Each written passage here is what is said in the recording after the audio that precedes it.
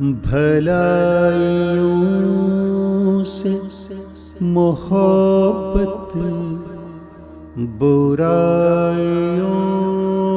سے نجات، یہی ہے روح دو عالم، یہی ہے راز حیات۔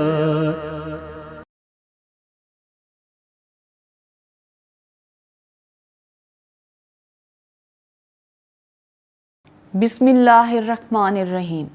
السلام علیکم ناظرین، ہمارے پروگرام راز حیات کی تھیم یہ شعر ہے: بھلائیوں سے محبت، برائیوں سے نجات، یہی ہے روح دو عالم، یہی ہے راز حیات۔ اسی تھیم کو لے کر آج سے ہم ایک سیریز شروع کر رہے ہیں۔ اس کا موضوع ہم اور ہمارے تعلقات ہیں۔ ہماری زندگی اصل میں ہمارے دوسروں کے ساتھ تعلق کا نام ہے۔ اس سیریز کا مقصد یہ ہے کہ ہم اپنے زندگی کے اس پہلو کو ڈسکس کریں کہ ہمیں دوسروں کے ساتھ اپنے ریلیشنز کو کیسے بہتر رکھنا چاہیے۔ اس سیریز میں ہم جانیں گے کہ ہمارے متعلقین کون ہیں، ان سے ہمارا کیا تعلق ہے اور ان کے حوالے سے ہمیں کیا رویہ اختیار کرنا چاہیے۔ ہمارا اللہ تعالیٰ سے کیا تعلق ہے، نبیوں سے کیا تعلق ہے، والدین سے، بچوں سے، رشتہ داروں سے، ہمسایوں سے اور دنیا کے دیگر انسانوں سے کیا تعلق ہے۔ یہ اور اس طرح کے مختلف تعلقات ہمارا موضوع ہوں گے۔ میں سیدہ نوشی منظور سوالات کروں گی اور سید منظور الحسن صاحب ان کے جواب دیں گے۔ تو ناظرین، اس سیریز میں ہمارا پہلا موضوع ہے ہم اور ہمارا خالق۔ اس موضوع پر سب سے پہلے ہمیں یہ جاننا چاہیے کہ ہمارے خالق و مالک کا وہ تصور کیا ہے جس کی طرف دین ہماری رہنمائی کرتا ہے۔ تو منظور صاحب پہلے اللہ تعالیٰ کے صحیح تصور کو واضح کیجیے۔ بسم اللہ الرحمن الرحیم۔ بہت شکریہ آپ کا۔ اللہ تعالیٰ کے تصور پر بات کرنے سے پہلے انسان کے تصور کو تھوڑا سا جان لیجئے۔ انسان کا تصور ہم سب جانتے ہیں کہ انسان دو چیزوں کا مرکب ہے، مجموعہ ہے۔ ایک اس کا جسم ہے اور ایک اس کا نفس ہے۔ قرآن مجید نے اس کے دوسرے جز کے لیے نفس ہی کا لفظ استعمال کیا ہے۔ اس کو ہم روح سے بھی تعبیر کرتے ہیں اور اردو زبان میں شخصیت سے بھی تعبیر کرتے ہیں، یعنی جو ہمارا اصل وجود ہے یا وہ وجود جو اصل میں فیصلہ کرتا ہے، ادراک رکھتا ہے، شعور رکھتا ہے، وہ ہماری شخصیت ہے، اور دوسرا ہمارا جسم ہے۔ تو انسان اصل میں دو اجزاء کا مجموعہ ہے۔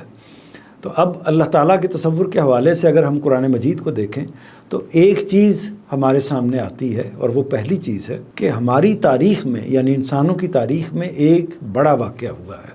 وہ بڑا واقعہ ازل میں ہوا ہے، یعنی ہزاروں سال پہلے، لاکھوں اربوں سال پہلے جب اللہ تعالیٰ نے ہم کو تخلیق کیا تو تخلیق کرنے کے بعد تمام انسانوں کو جمع کیا۔ یعنی یہ واضح رہے کہ جب ہم اس دنیا میں آتے ہیں تو ہم اس وقت تخلیق نہیں پاتے۔ یقیناً ہمارا بدن، ہمارا جسم تو اسی وقت ظہور میں آتا ہے، لیکن ہماری تخلیق اس سے پہلے ہو چکی ہے۔ یعنی تمام انسان حضرت آدم سے لے کر علیہ السلام آج تک، اور آج کے زمانے سے لے کر یعنی موجودہ انسانیت سے لے کر قیامت تک جتنے لوگوں نے بھی اس دنیا میں آنا ہے، وہ سارے کے سارے ایک موقع پر اللہ تعالیٰ نے تخلیق کر دیے تھے، ان کو وجود دے دیا تھا۔ اور پھر ظاہر ہے کہ حضرت آدم علیہ السلام کی ذریت کے طور پر، ان کی اولاد کے طور پر نسل در نسل اس دنیا میں ان کا سلسلہ چلتا رہا ہے اور قیامت تک چلتا رہے گا۔ لیکن اللہ تعالیٰ نے جب ان کو تخلیق کیا تو تخلیق کرنے کے بعد یعنی ان نفوس کو اپنے سامنے بلایا، ان شخصیات کو اپنے سامنے بلایا، اور بلانے کے بعد، جمع کرنے کے بعد ان سے ایک سوال کیا۔ وہ سوال یہ تھا کہ کیا میں آپ انسانوں کا پروردگار نہیں ہوں؟ الستو بربکم، کیا میں تمہارا پروردگار نہیں ہوں؟ کیا میں تمہارا رب نہیں ہوں؟ لوگوں نے اس کا کیا جواب دیا؟ تو قرآن مجید میں اس کے لیے الفاظ ہیں قالوا بلا، یعنی سب لوگ بیک زبان پکار اٹھے، یقیناً آپ ہی ہمارے پروردگار ہیں، آپ ہی ہمارے رب ہیں، آپ ہی ہمارے مالک ہیں۔ تو یہ اقرار ہے، یہ عہد ہے جو ہم سب انسانوں نے پروردگار کے حضور میں، اپنے مالک کے حضور میں اپنی تخلیق کے بعد کر لیا ہوا ہے۔ اس کی یادداشت اگرچہ ہمارے ذہن سے محو ہے، کیونکہ اگر یہ یادداشت محو نہ کی جاتی تو اصل میں پھر آزمائش کی کوئی صورت ہی باقی نہ رہتی۔ یعنی ہم پوری طریقے سے اس سے واقف ہوتے، پورے شعور سے اس بات سے واقف ہوتے اور ہماری یادداشت میں یہ پوری طرح موجود ہوتا تو پھر کوئی سوال یا کوئی جواب یا آزمائش کی کوئی نوعیت باقی نہ رہتی. ہمیں یقین ہوتا کہ یہ واقعہ ہے. تو یہ معاملہ جو کچھ اوجل کیا گیا ہے یا ہماری یادداشت سے محو کر دیا گیا ہے، ہمیں بھلا دیا گیا ہے، تو اس کا سبب آزمائش ہے. لیکن ہم ذرا سا غور کریں تو اس کا ایک اندازہ ہمیں ہو سکتا ہے، اس کا ایک شعور ہمیں ہو سکتا ہے. تو ایک واقعہ اللہ تعالیٰ کے تصور کے حوالے سے یہ ہے کہ ہم نے اللہ تعالیٰ کے سامنے اس کی ربوبیت کا، اس کے مالک ہونے کا، اس کے رب ہونے کا براہ راست اقرار کیا ہے. تو گویا اللہ تعالیٰ کے حوالے سے اس کی ربوبیت کا تصور اور اس کے خالق ہونے کا تصور ایک طرح سے ہم لے کر اس دنیا میں آئے ہیں. تو ایک واقعہ یہ ہے. دوسرا واقعہ حضرت آدم علیہ السلام کا ہے. یعنی اللہ تعالیٰ نے جب حضرت آدم علیہ السلام کو تخلیق کیا تو وہ محض انسان کی حیثیت سے اس دنیا میں نہیں آئے، بلکہ ان کو اللہ تعالیٰ نے نبوت بھی عطا فرمائی. یعنی ایک طرح سے ان سے براہ راست پروردگار ہم کلام ہوئے اور ان کے ساتھ جو معاملات اللہ تعالیٰ نے کرنے تھے ایک طرح سے براہ راست طریقے سے کیے. تو اپنی ذات کے شعور کی اللہ تعالیٰ نے تمام اساسات ہمارے باپ حضرت آدم علیہ السلام تک پہنچا دیں، اور وہی تصورات نسلاً بعد نسلاً حضرت آدم علیہ السلام سے لے کر آج تک انسانوں کو منتقل ہوتے چلے جا رہے ہیں. تو ایک واقعہ عہد الست کا ہے اور دوسرا واقعہ حضرت آدم علیہ السلام یعنی انسانیت کے باپ کا ہے، جس نے اللہ تعالیٰ سے مکالمہ کیا. ایک طرح سے اللہ تعالیٰ کے ساتھ بات کرنے کے بعد ان تمام چیزوں کو سمجھا، ان چیزوں کو جانا، ان تصورات سے ان کو آگاہی ہوئی اور ایک تاریخی ورثے کے طور پر وہ ہمیں ملتا چلا گیا. تو یہ دوسرا واقعہ ہے. تیسرا واقعہ انبیاء کرام کا تسلسل ہے. یعنی اللہ تعالیٰ نے اس دنیا میں انسانوں کی ہدایت کے لیے انبیاء کرام کا سلسلہ جاری فرمایا ہے. حضرت آدم علیہ السلام بھی اللہ کے نبی تھے، اس کے بعد حضرت نوح علیہ السلام، پھر حضرت ابراہیم علیہ السلام، اور اس کے بعد انبیاء کا ایک سلسلہ. اور اس سے پہلے بھی، اس کے درمیان میں بھی اللہ تعالیٰ کی طرف سے اللہ کے انبیاء، اللہ کے نبی آتے رہے اور انسانوں کو ہدایت کا پیغام پہنچاتے رہے. یعنی وہ پیغام جو اللہ تعالیٰ انسانوں کو پہنچانا چاہتے تھے وہ ان انبیاء کے ذریعے سے پہنچاتے تھے. اور یہ انبیاء اللہ تعالیٰ کے تصور کے بارے میں، قیامت کے بارے میں، آخرت کے بارے میں جو اللہ تعالیٰ کی ہدایات تھیں وہ انسانوں تک پہنچاتے تھے. اور اس میں ظاہر ہے کہ سب سے بنیادی چیز، سب سے بنیادی بات اللہ تعالیٰ کا تصور تھا جو اللہ کے انبیاء ایک تسلسل کے ساتھ انسانوں تک پہنچاتے رہے. تو تیسرا اہتمام تصور کے پہلو سے یہ ہے کہ اللہ تعالیٰ نے اپنے انبیاء کے ذریعے سے اس تصور کو اسٹیبلش کیا ہے اور لوگوں تک پہنچایا ہے.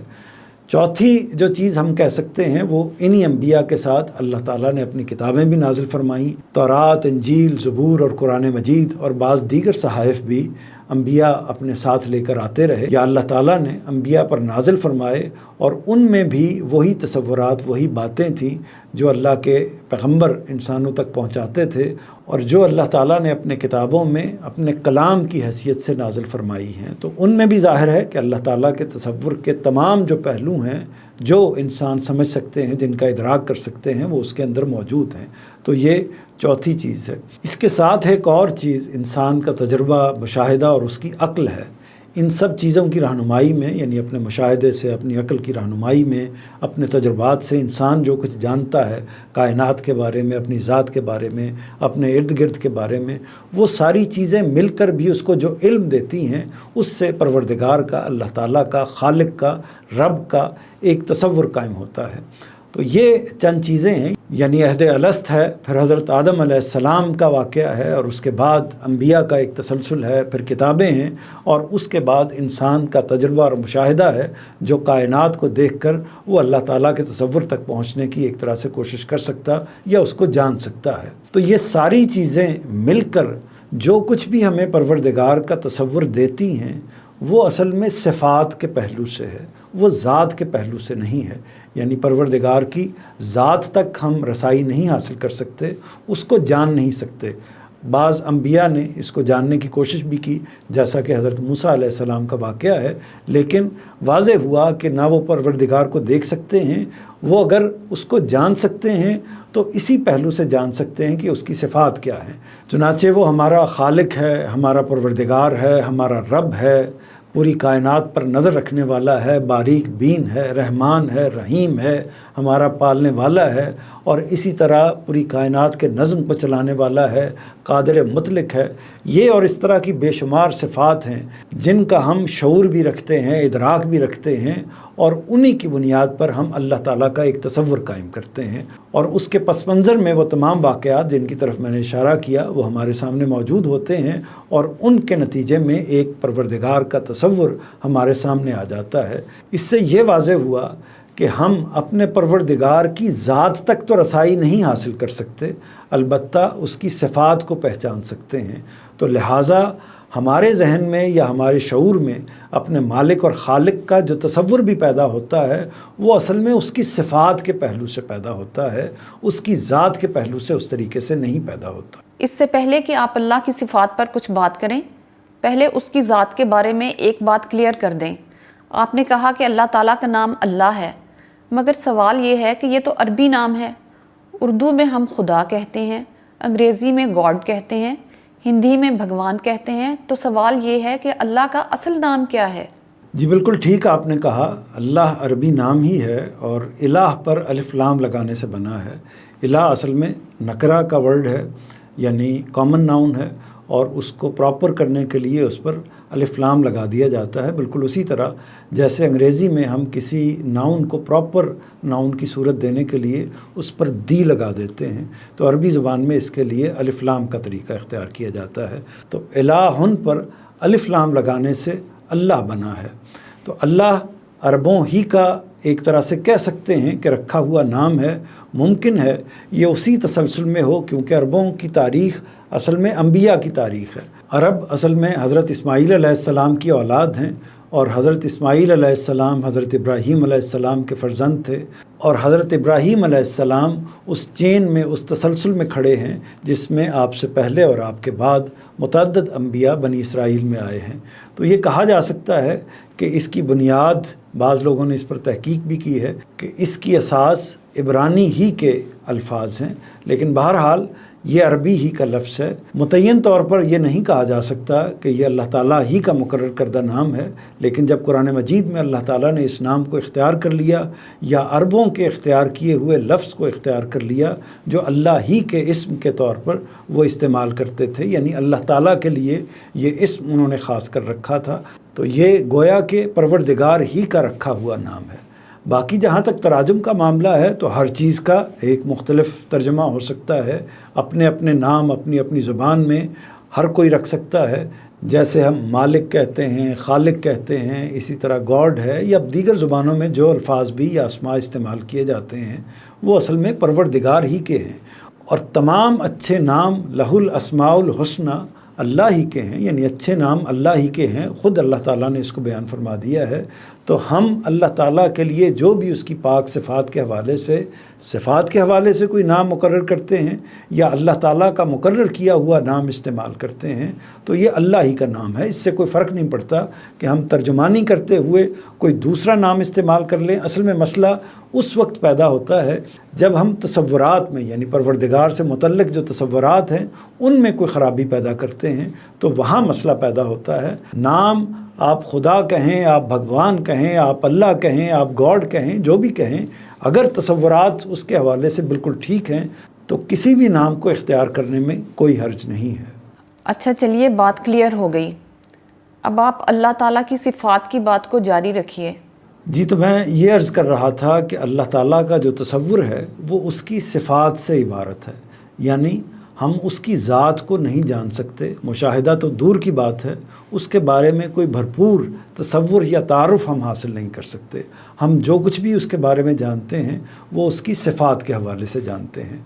तो इस ज़मन में अगर हम अल्लाह ताला की पहली सिफ़त का ज़िक्र करें, बेशुमार सिफ़ात हैं और तमाम आला सिफ़ात उसी से मुत्तसिल हैं, बल्कि हम भी जिन सिफ़ात को अपनी ज़ात के साथ या अपने वजूद के साथ मुत्तसिल समझते हैं वो उन्हीं का एक तरह से परतौ हैं, उन्हीं का एक तरह से जुज़ हैं।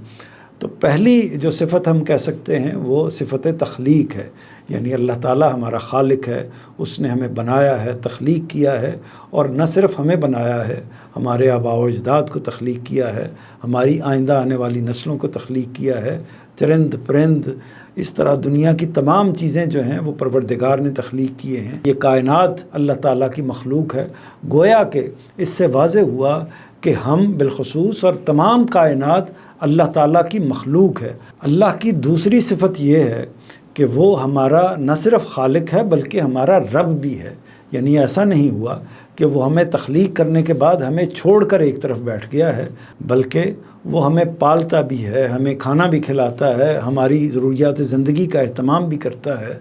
تو انسان کو جو بھی احتیاجات، وہ اگر والدین کی احتیاج ہے تو وہ ان کو دیتا ہے، اس کو اگر کسی اور چیز کی احتیاج ہے، ضرورت ہے، تو پروردگار انسانوں کو وہ تمام چیزیں فراہم کرتا ہے جو اس کی زندگی کے لیے ناگزیر ہیں۔ تو دوسری چیز ہم یہ کہہ سکتے ہیں کہ اللہ تعالیٰ کی ربوبیت ہے، اللہ تعالیٰ کا رب ہونا ہے، اس کا پروردگار ہونا، اس کا پالن ہار ہونا ہے۔ تیسری صفت یہ ہے کہ وہ زمین و آسمان کا بادشاہ ہے، یعنی زمین و آسمان پر اس کی حکومت قائم ہے، اس کا اقتدار قائم ہے، کوئی چیز اس کے حکم سے انحراف نہیں کر سکتی، کوئی پتا اس کے حکم کی خلاف ورزی نہیں کر سکتا، کوئی ذرہ اس کے حکم کے خلاف جنبش نہیں کر سکتا۔ تو تمام کی تمام چھوٹی بڑی ہر چیز، انسان اور غیر انسان، تمام مخلوقات کا وہ بادشاہ ہے، وہ حکمران ہے، اور ہم اس کی بادشاہت کے اندر، اس کی حکمرانی کے اندر زندگی بسر کر رہے ہیں۔ چوتھی بڑی صفت یہ ہے کہ وہ قادر مطلق ہے، یعنی ہر چیز پر قادر ہے، کوئی چیز اس کی قدرت سے باہر نہیں ہے، یعنی جو وہ چاہتا ہے وہی ہوتا ہے، اور اس کے چاہنے کے خلاف کوئی معاملہ نہیں ہو سکتا۔ تو یہ اس کی قدرت کا معاملہ ہے کہ وہ علی کل شیء قدیر ہے، ہر چیز پر قادر ہے، ہر چیز پر قدرت رکھنے والا ہے، تصرف رکھنے والا ہے۔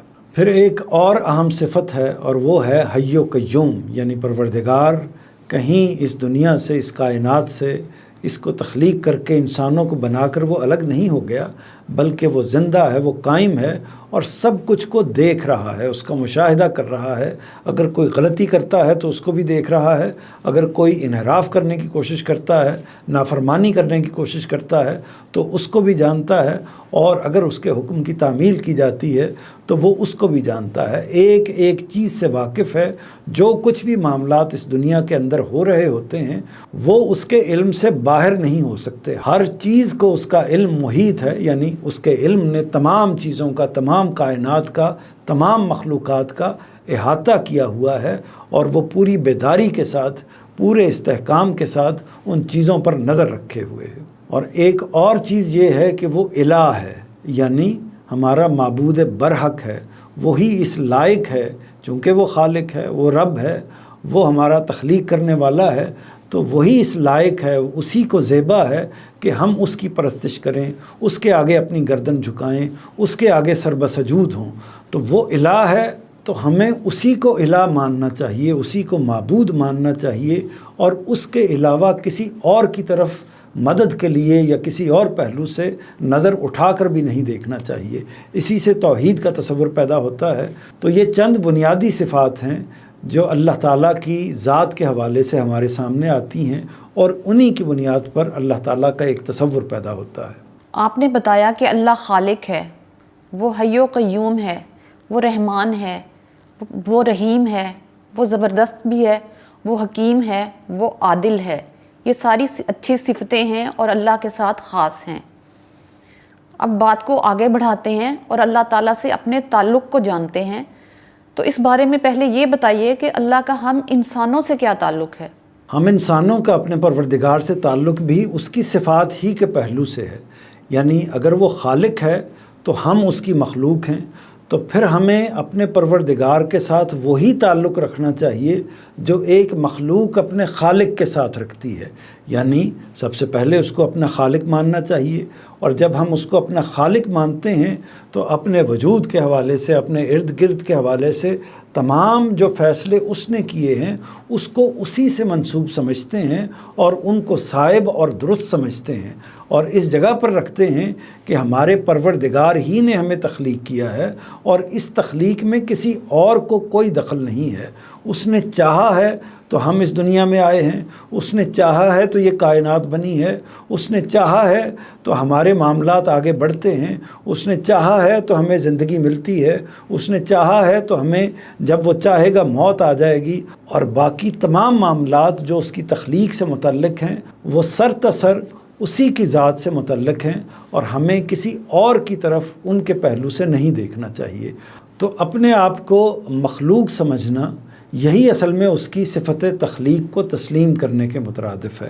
یعنی جب ہم اپنے آپ کو مخلوق مانتے ہیں تو اس کا مطلب ہے کہ ہم پروردگار کو اپنا خالق تسلیم کر رہے ہیں۔ تو پہلا تعلق یہ ہے کہ ہم خود کو اپنے پروردگار کے ساتھ خالق اور مخلوق کی صورت میں کھڑا کریں، خالق اور مخلوق کے ایک طرح سے تعلق میں لا کر کھڑا کریں۔ اسی طرح وہ اگر ہمارا آقا، ہمارا مالک ہے تو ہمارا اس کے ساتھ غلامی کا تعلق بنتا ہے، بندگی کا تعلق بنتا ہے، یعنی ہم اس کی بندگی کا قلادہ اپنی گردن میں ڈال کر رکھیں، اس کی غلامی کا طوق اپنی گردن میں ڈال کر رکھیں، اور ہر وقت اپنے بارے میں یہ محسوس کرتے رہیں کہ ہم اس کے عاجز بندے ہیں، ہم اس کے غلام ہیں۔ اور غلام کا کام کیا ہوتا ہے؟ غلام کا کام سر تسلیم خم کر دینا ہوتا ہے۔ جو آقا حکم دے اس حکم کی عین بعین تعمیل کرنے کی کوشش ہی غلام کی ذمہ داری ہے، اس کا کام ہے۔ تو دوسرا پہلو تعلق کا غلامی ہے، بندگی ہے، یعنی ایک پہلو اپنے آپ کو مخلوق سمجھنا ہے اور دوسرا پہلو اس کے ساتھ تعلق کا اپنے آپ کو اس کا بندہ سمجھنا ہے۔ اسی طرح اس کی صفت یہ ہے کہ وہ رب ہے، یعنی ہمارا پروردگار ہے، ہمارا پالنے والا ہے۔ تو اس کا نتیجہ کیا نکلتا ہے؟ نتیجہ یہ نکلتا ہے کہ جب ہم اس امر کا ادراک کر لیتے ہیں، اس کو اپنا پالنہار پروردگار مان لیتے ہیں، تو اس کے نتیجے میں ہم اسی سے مانگتے ہیں، اسی سے طلب کرتے ہیں۔ جو ہماری ضرورت ہوتی ہے وہ ہماری روزمرہ ضرورتیں ہیں، ہمارے کسی بھی طرح کے معاملات ہیں، اس میں ہم نہ کسی پیر فقیر کے پاس جاتے ہیں، نہ انبیاء کے پاس جاتے ہیں، نہ فرشتوں کے پاس جاتے ہیں، نہ جنات کے پاس جاتے ہیں، بلکہ صرف اور صرف اپنے پروردگار کے پاس جاتے ہیں۔ جس چیز کی ضرورت ہمیں ہوتی ہے تو اسے مانگنے کے لیے ہم اپنے پروردگار کی خدمت میں حاضر ہوتے ہیں، اسی سے دعا کرتے ہیں، اسی سے استعانت کرتے ہیں، اسی سے طلب کرتے ہیں۔ تو تیسرا پہلو ہمارے اپنے پروردگار کے ساتھ تعلق کا یہ ہے کہ ہم اس کو اپنا رب مانیں اور تمام چیزوں کے معاملے میں اسی سے مدد طلب کریں۔ اور چوتھا پہلو یہ ہے کہ ہم اگر اس کو الہ مانتے ہیں، یعنی اس کو معبود مانتے ہیں، تو پھر زیبا یہی ہے کہ ہم اس کے علاوہ کسی اور کے آگے اپنے سر کو نہ جھکائیں۔ ہمیں رکوع کرنا ہے، ہمیں سجود کرنا ہے تو اسی کے آگے کریں، ہمیں قربانی دینی ہے تو اسی کے نام کی قربانی کریں، ہمیں کچھ طلب کرنا ہے تو اسی سے طلب کریں، ہمیں سجدہ ریز ہونا ہے تو اسی کے سامنے سجدہ ریز ہوں، ہمیں دعا و مناجات کرنی ہے تو اسی کی خدمت میں دعا و مناجات پیش کریں۔ اس کے علاوہ کسی اور کے ساتھ معبود کا، پرستش کا تعلق ہرگز نہ قائم کریں، نہ فرشتوں کو اپنا معبود بنائیں، نہ جنات کی پرستش کریں، نہ انسانوں کی پرستش کریں، نہ کسی اور چیز کی، نہ اپنے آبا کی پرستش کریں، نہ اپنے نظریات کی پرستش کریں، بلکہ عبادت کے لائق صرف اور صرف اسی کو سمجھیں اور اسی کے سامنے اپنے سر کو جھکائیں۔ تو ناظرین، اب پروگرام کے اختتام کی طرف بڑھتے ہیں۔ تو اس میں میرا، آپ کا، ہر شخص کا یہ سوال ہے کہ ہم انسانوں کا، ہم بندوں کا اللہ تعالیٰ کے ساتھ کیا تعلق ہے؟ اچھا، اس میں یہ بھی بتائیے گا کہ ہمیں اس تعلق کو کیسے نبھانا چاہیے؟ یعنی اس میں بھی وہی بات ہے جو اس سے پہلے میں نے عرض کی ہے، خلاصہ کر دیتا ہوں کہ اصل میں سب سے پہلے ہمیں اپنے پروردگار کی صفات کے تصور کو قائم کرنا چاہیے، کیونکہ ہم اس کی ذات سے پورے طریقے سے آگاہ نہیں ہو سکتے۔ تو اس کا جو بھی تصور ہمارے ذہن میں بنتا ہے وہ اس کی صفات کے پہلو سے ہے۔ تو صفات کے حوالے سے جو ریلیشن ہمارا بنتا ہے اسی کو ہمیں بروئے کار لانا چاہیے۔ اس میں سب سے پہلی چیز یہ ہے کہ ہم اگر اس کی مخلوق ہیں تو ہمیں اس کو اپنا خالق مانتے ہوئے ایک مخلوق کی جگہ پر کھڑے ہو کر اس کے ساتھ معاملہ کرنا چاہیے، اور ایک مخلوق جیسے اپنے خالق کے ساتھ تعلق کو استوار کرتی ہے اسی جگہ سے اس تعلق کو اور اس کے تصور کو قائم کرنا چاہیے۔ دوسری چیز یہ ہے کہ اگر ہم اس کو اپنا آقا و مالک مانتے ہیں، یعنی کائنات کا بادشاہ مانتے ہیں، اپنا آقا اپنا بادشاہ مانتے ہیں، تو ضروری ہے کہ ہم اس کی اطاعت میں آ جائیں۔ اطاعت میں آنے کا مطلب یہ ہے کہ جو حکم وہ دے اس کی عین بعین تعمیل کرنے کی کوشش کریں۔ وہ حکم اگر ہماری فطرت کے الہام کے ذریعے سے ہم تک پہنچا ہے یا اللہ کے پیغمبروں کے ذریعے سے ہم تک پہنچا ہے، اس حکم کو اس کی روح کے ساتھ، اس کے الفاظ کے ساتھ ہم پورا کرنے کی کوشش کریں۔ تو یہ دوسرا پہلو ہو گیا۔ تیسرا پہلو یہ ہے کہ اگر ہم اس کو الہ مانتے ہیں، معبود مانتے ہیں، تو اس کا لازمی تقاضا یہ ہے کہ ہم اس کی پرستش کریں اور اس کے علاوہ کسی اور کی پرستش نہ کریں، اسی کے آگے سر جھکائیں، اسی کے آگے ہاتھ کو پھیلائیں، اور رکوع کرنا ہے تو اس کے آگے کریں، سجدہ کرنا ہے تو اس کے آگے کریں، اسی طرح دعا و مناجات کرنی ہے تو اس کے لیے کریں، اور اسی طرح کوئی نظر کرنی ہے، کوئی قربانی پیش کرنی ہے تو اسی کے حوالے سے پیش کریں۔ یہ سارے کے سارے معاملات، یہ سارے کے سارے حقوق اسی کے ساتھ وابستہ ہیں، کیونکہ وہی ہمارا الہ ہے۔ اس کے علاوہ کوئی اور الہ، کوئی اور معبود نہیں ہو سکتا۔ اور چوتھی چیز یہ ہے کہ اگر وہ ہمارا رب ہے، ہمارا پالنہار ہے، ہمارا پروردگار ہے، تو ہمیں اپنے ہر معاملے کو اس سے متعلق کرنا چاہیے۔ کوئی چیز ہمیں چاہیے تو اس سے مانگنی چاہیے۔ کوئی ضرورت پیدا ہو جاتی ہے اپنے حوالے سے، اپنے بچوں کے حوالے سے، اپنے خاندان کے حوالے سے، اپنے مستقبل کے حوالے سے، تو اسی سے مدد طلب کریں۔ مدد طلب کرنے کا تعلق، کیونکہ وہی غوث ہے، مددگار ہے، اس کے علاوہ نہ کوئی غوث ہے، نہ کوئی مددگار ہے، نہ کوئی دستگیر ہے۔ اسی سے تمام استعانت، تمام مددوں کے تعلق کو اسی سے وابستہ کرنا چاہیے۔ اس کے علاوہ ہم کسی اور سے مدد طلب کریں گے تو اس کا مطلب یہ ہوگا کہ ہم اصل میں اپنا پروردگار، اپنا پالنہار، اپنا ایک طرح سے خالق و مالک کسی اور کو تصور کر رہے ہیں۔ تو یہ چار چیزیں ہیں جن کو میں نے اللہ تعالیٰ کے تعلق کے حوالے سے نمایاں کرنے کی کوشش کی ہے۔ ان میں سے ایک چیز یہ ہے کہ ہم مخلوق کی جگہ پر کھڑے ہوں، اس کو اپنا خالق مانیں۔ دوسری چیز یہ ہے کہ اس کو الہ مانتے ہوئے اسی کی عبادت کریں۔ تیسری چیز یہ ہے کہ اس کو اپنا آقا اور بادشاہ مانتے ہوئے اس کی اطاعت کے اندر آ جائیں اور اس کے فرمان کی تعمیل کریں۔ اور چوتھی چیز یہ ہے کہ اس کو اپنا پروردگار، اپنا رب مانتے ہوئے ہر طرح کی مدد کا مطالبہ، ہر طرح کی مدد کا تقاضا صرف اسی سے کریں اور کسی اور کی طرف مدد کے لیے ہرگز رجوع نہ کریں۔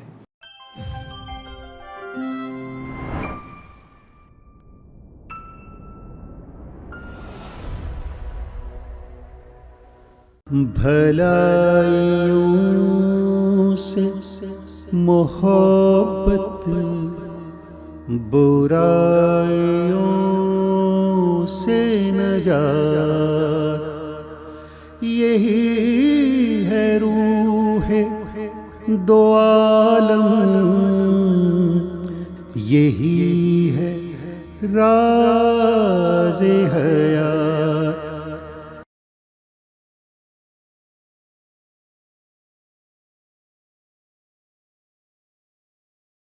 بسم اللہ الرحمن الرحیم۔ السلام علیکم ناظرین۔ راز حیات میں ہمارا اگلا موضوع نبیوں سے ہمارا تعلق ہے۔ اس موضوع کو ہم دو حصوں میں تقسیم کریں گے۔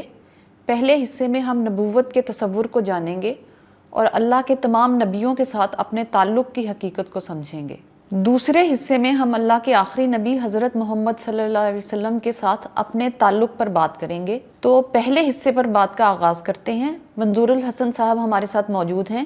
ان سے ہمارا پہلا سوال یہ ہے کہ یہ بتائیے کہ دین میں نبوت کا کیا تصور ہے؟ بسم اللہ الرحمن الرحیم۔ نبوت اصل میں اللہ پروردگار عالم کی انسانوں میں سے کسی انسان کے ساتھ مخاطبت کا نام ہے، کمیونیکیشن کا نام ہے۔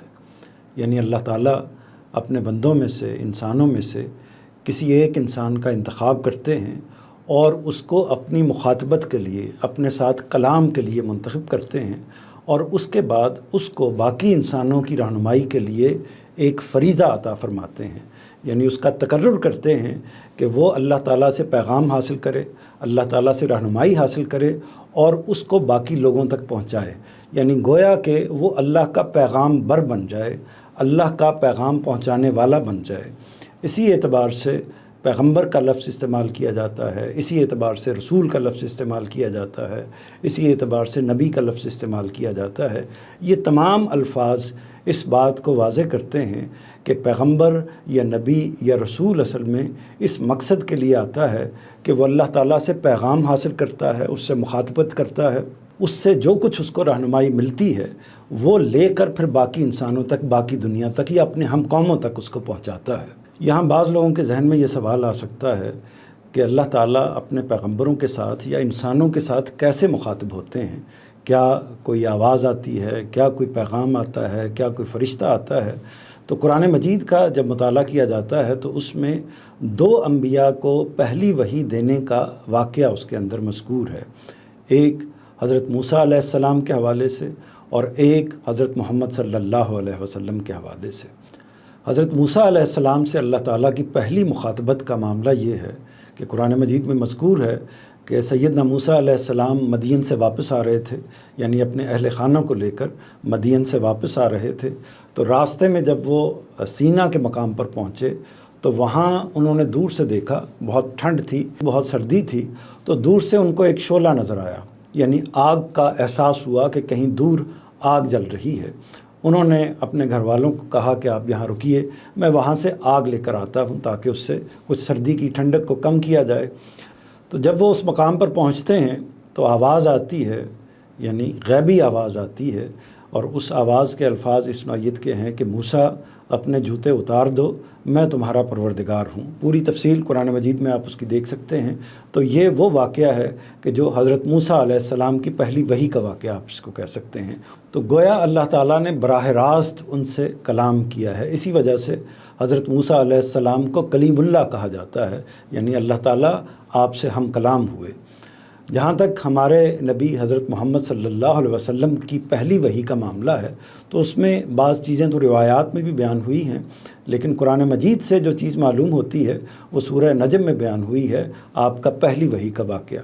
سورہ نجم میں یہ بات واضح ہوئی ہے کہ آپ نے حضرت جبرائیل علیہ السلام کو آسمان پر دیکھا، اور اس صورت میں دیکھا کہ گویا کہ ان کا وجود پورے افق پر چھایا ہوا تھا، اور پھر وہ آپ صلی اللہ علیہ وسلم کے قریب آ گئے، اور اتنا قریب آ گئے کہ گویا 2 کمانوں کے برابر فاصلہ رہ گیا۔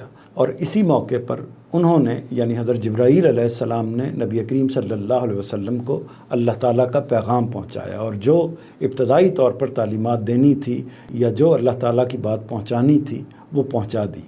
تو اس سے واضح ہوا کہ اللہ پروردگار عالم کی طرف سے جو بالعموم شکلیں اختیار کی گئیں مخاطبت کی، کمیونیکیشن کی، اس میں سے ایک شکل تو وہ صرف حضرت موسیٰ علیہ السلام کے ساتھ اختیار ہوئی، وہ براہ راست کلام ہے، یعنی اللہ تعالیٰ نے اپنی آواز میں ان سے مخاطبت فرمائی ہے۔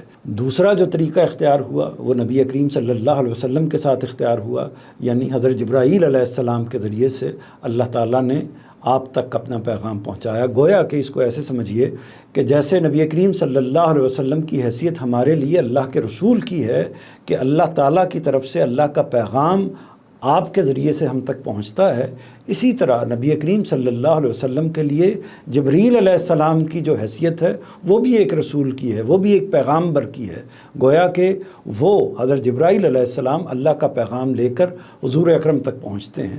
تو اس طرح یعنی وحی کا ایک سلسلہ ہے جو انبیاء تک پہنچتا ہے، اور یہی وہ چیز ہے جو انہیں باقی انسانوں سے ممتاز کرتی ہے، یعنی وہ اللہ تعالیٰ کی براہ راست رہنمائی میں، اللہ تعالیٰ کی براہ راست مخاطبت میں آ کر دوسروں کے لیے رہنمائی کا فریضہ انجام دیتے ہیں۔ آگے بڑھنے سے پہلے یہ بھی واضح کر دیجئے کہ جب ہم پیغمبر کہتے ہیں، جب نبی کہتے ہیں، جب رسول کہتے ہیں، تو کیا یہ مترادف الفاظ ہیں یا ان میں کوئی فرق بھی ہے؟ دیکھیے، پیغمبر تو فارسی کا لفظ ہے اور نبی اور رسول دونوں الفاظ عربی کے ہیں۔ پیغمبر اصل میں پیغام بر ہے، جس کا مطلب یہ ہوتا ہے پیغام پہنچانے والا۔ یہ فارسی میں استعمال ہوتا ہے، ہماری اردو زبان میں بھی استعمال ہوتا ہے۔ اور جہاں تک نبی کے معنی ہے، نبی کا مطلب ہے خبر دینے والا، خبردار کرنے والا، یعنی کسی جگہ کی خبر کو دوسری جگہ تک پہنچانے والا۔ اور رسول کے معنی قاصد کے ہیں، یعنی کوئی نامہ، کوئی پیغام، کوئی مراسلہ ایک جگہ سے دوسری جگہ جو پہنچاتا ہے اس کو رسول کہتے ہیں۔ تو ظاہر ہے کہ اس کی نسبت پیغام کی، مراسلے کی، بات کی یا خبر کی نسبت اللہ تعالیٰ کے ساتھ ہے، تو اللہ تعالیٰ کی بات کو، اللہ تعالیٰ کے پیغام کو، اللہ تعالیٰ کے مراسلے کو جو شخصیات، جو انسان باقی انسانوں تک پہنچاتے ہیں انہیں پیغمبر کہا جاتا ہے، نبی کہا جاتا ہے یا رسول کہا جاتا ہے۔ اب جہاں تک آپ نے یہ پوچھا ہے کہ نبی اور رسول میں کوئی فرق ہے، تو اس کا جواب ہے کہ ہاں، نبی اور رسول میں فرق ہوتا ہے اصطلاحی لحاظ سے، اور فرق اصل میں ان کے مناصب کے اعتبار سے ہے، ان کی ذمہ داریوں کے اعتبار سے ہے۔ درجات تو اللہ تعالیٰ جانتے ہیں، لیکن مناصب اور ذمہ داریوں کے حوالے سے ہے۔ وہ منصب کیا ہے؟ یعنی نبوت تو وہ منصب ہے، یعنی مخاطبہ الہی ہے، اللہ تعالیٰ کی طرف سے رہنمائی کے لیے مقرر کرنا ہے۔ یہ تو تمام انبیاء کو یہ فریضہ عطا ہوتا ہے۔ جہاں تک رسول کا تعلق ہے تو یہ ایک اضافی ذمہ داری ہے، یعنی رسول کو اللہ تعالیٰ کسی خاص قوم کے لیے منتخب کرتے ہیں، اور منتخب کرنے کے بعد اس کے ذریعے سے اس قوم پر گویا کہ قیامت نافذ کرتے ہیں، یعنی وہ قیامت جو اس دنیا کے اختتام پر تمام انسانوں پر نافذ ہونی ہے، اس کا ایک چھوٹا سا نمونہ وہ اسی دنیا میں پہلے سے نافذ کر دیتے ہیں، تاکہ انسانوں کو معلوم ہو سکے کہ وہ واقعہ جو آج سے کچھ عرصے بعد قیامت کے موقع پر ہونا ہے تو اس کی نوعیت کیا ہوگی۔ نوعیت یہ ہوگی کہ اصل میں اللہ تعالیٰ دو گروہوں کو الگ کریں گے اور ایک گروہ پر اپنا عذاب نازل فرمائیں گے۔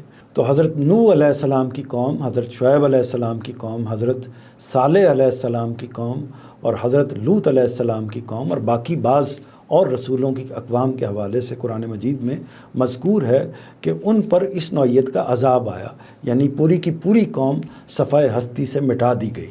تو یہ قیامت کی ایک صورت ہے، یا اللہ تعالیٰ کے عذاب کی ایک صورت ہے، تو وہ رسولوں ہی کے ذریعے سے آتی ہے۔ تو انبیاء کو، یعنی نبیوں کو یہ فریضہ عطا نہیں ہوتا، یہ فریضہ انبیاء سے جو اضافی ذمہ داری رکھنے والے رسول ہیں انہی پر عائد کیا جاتا ہے۔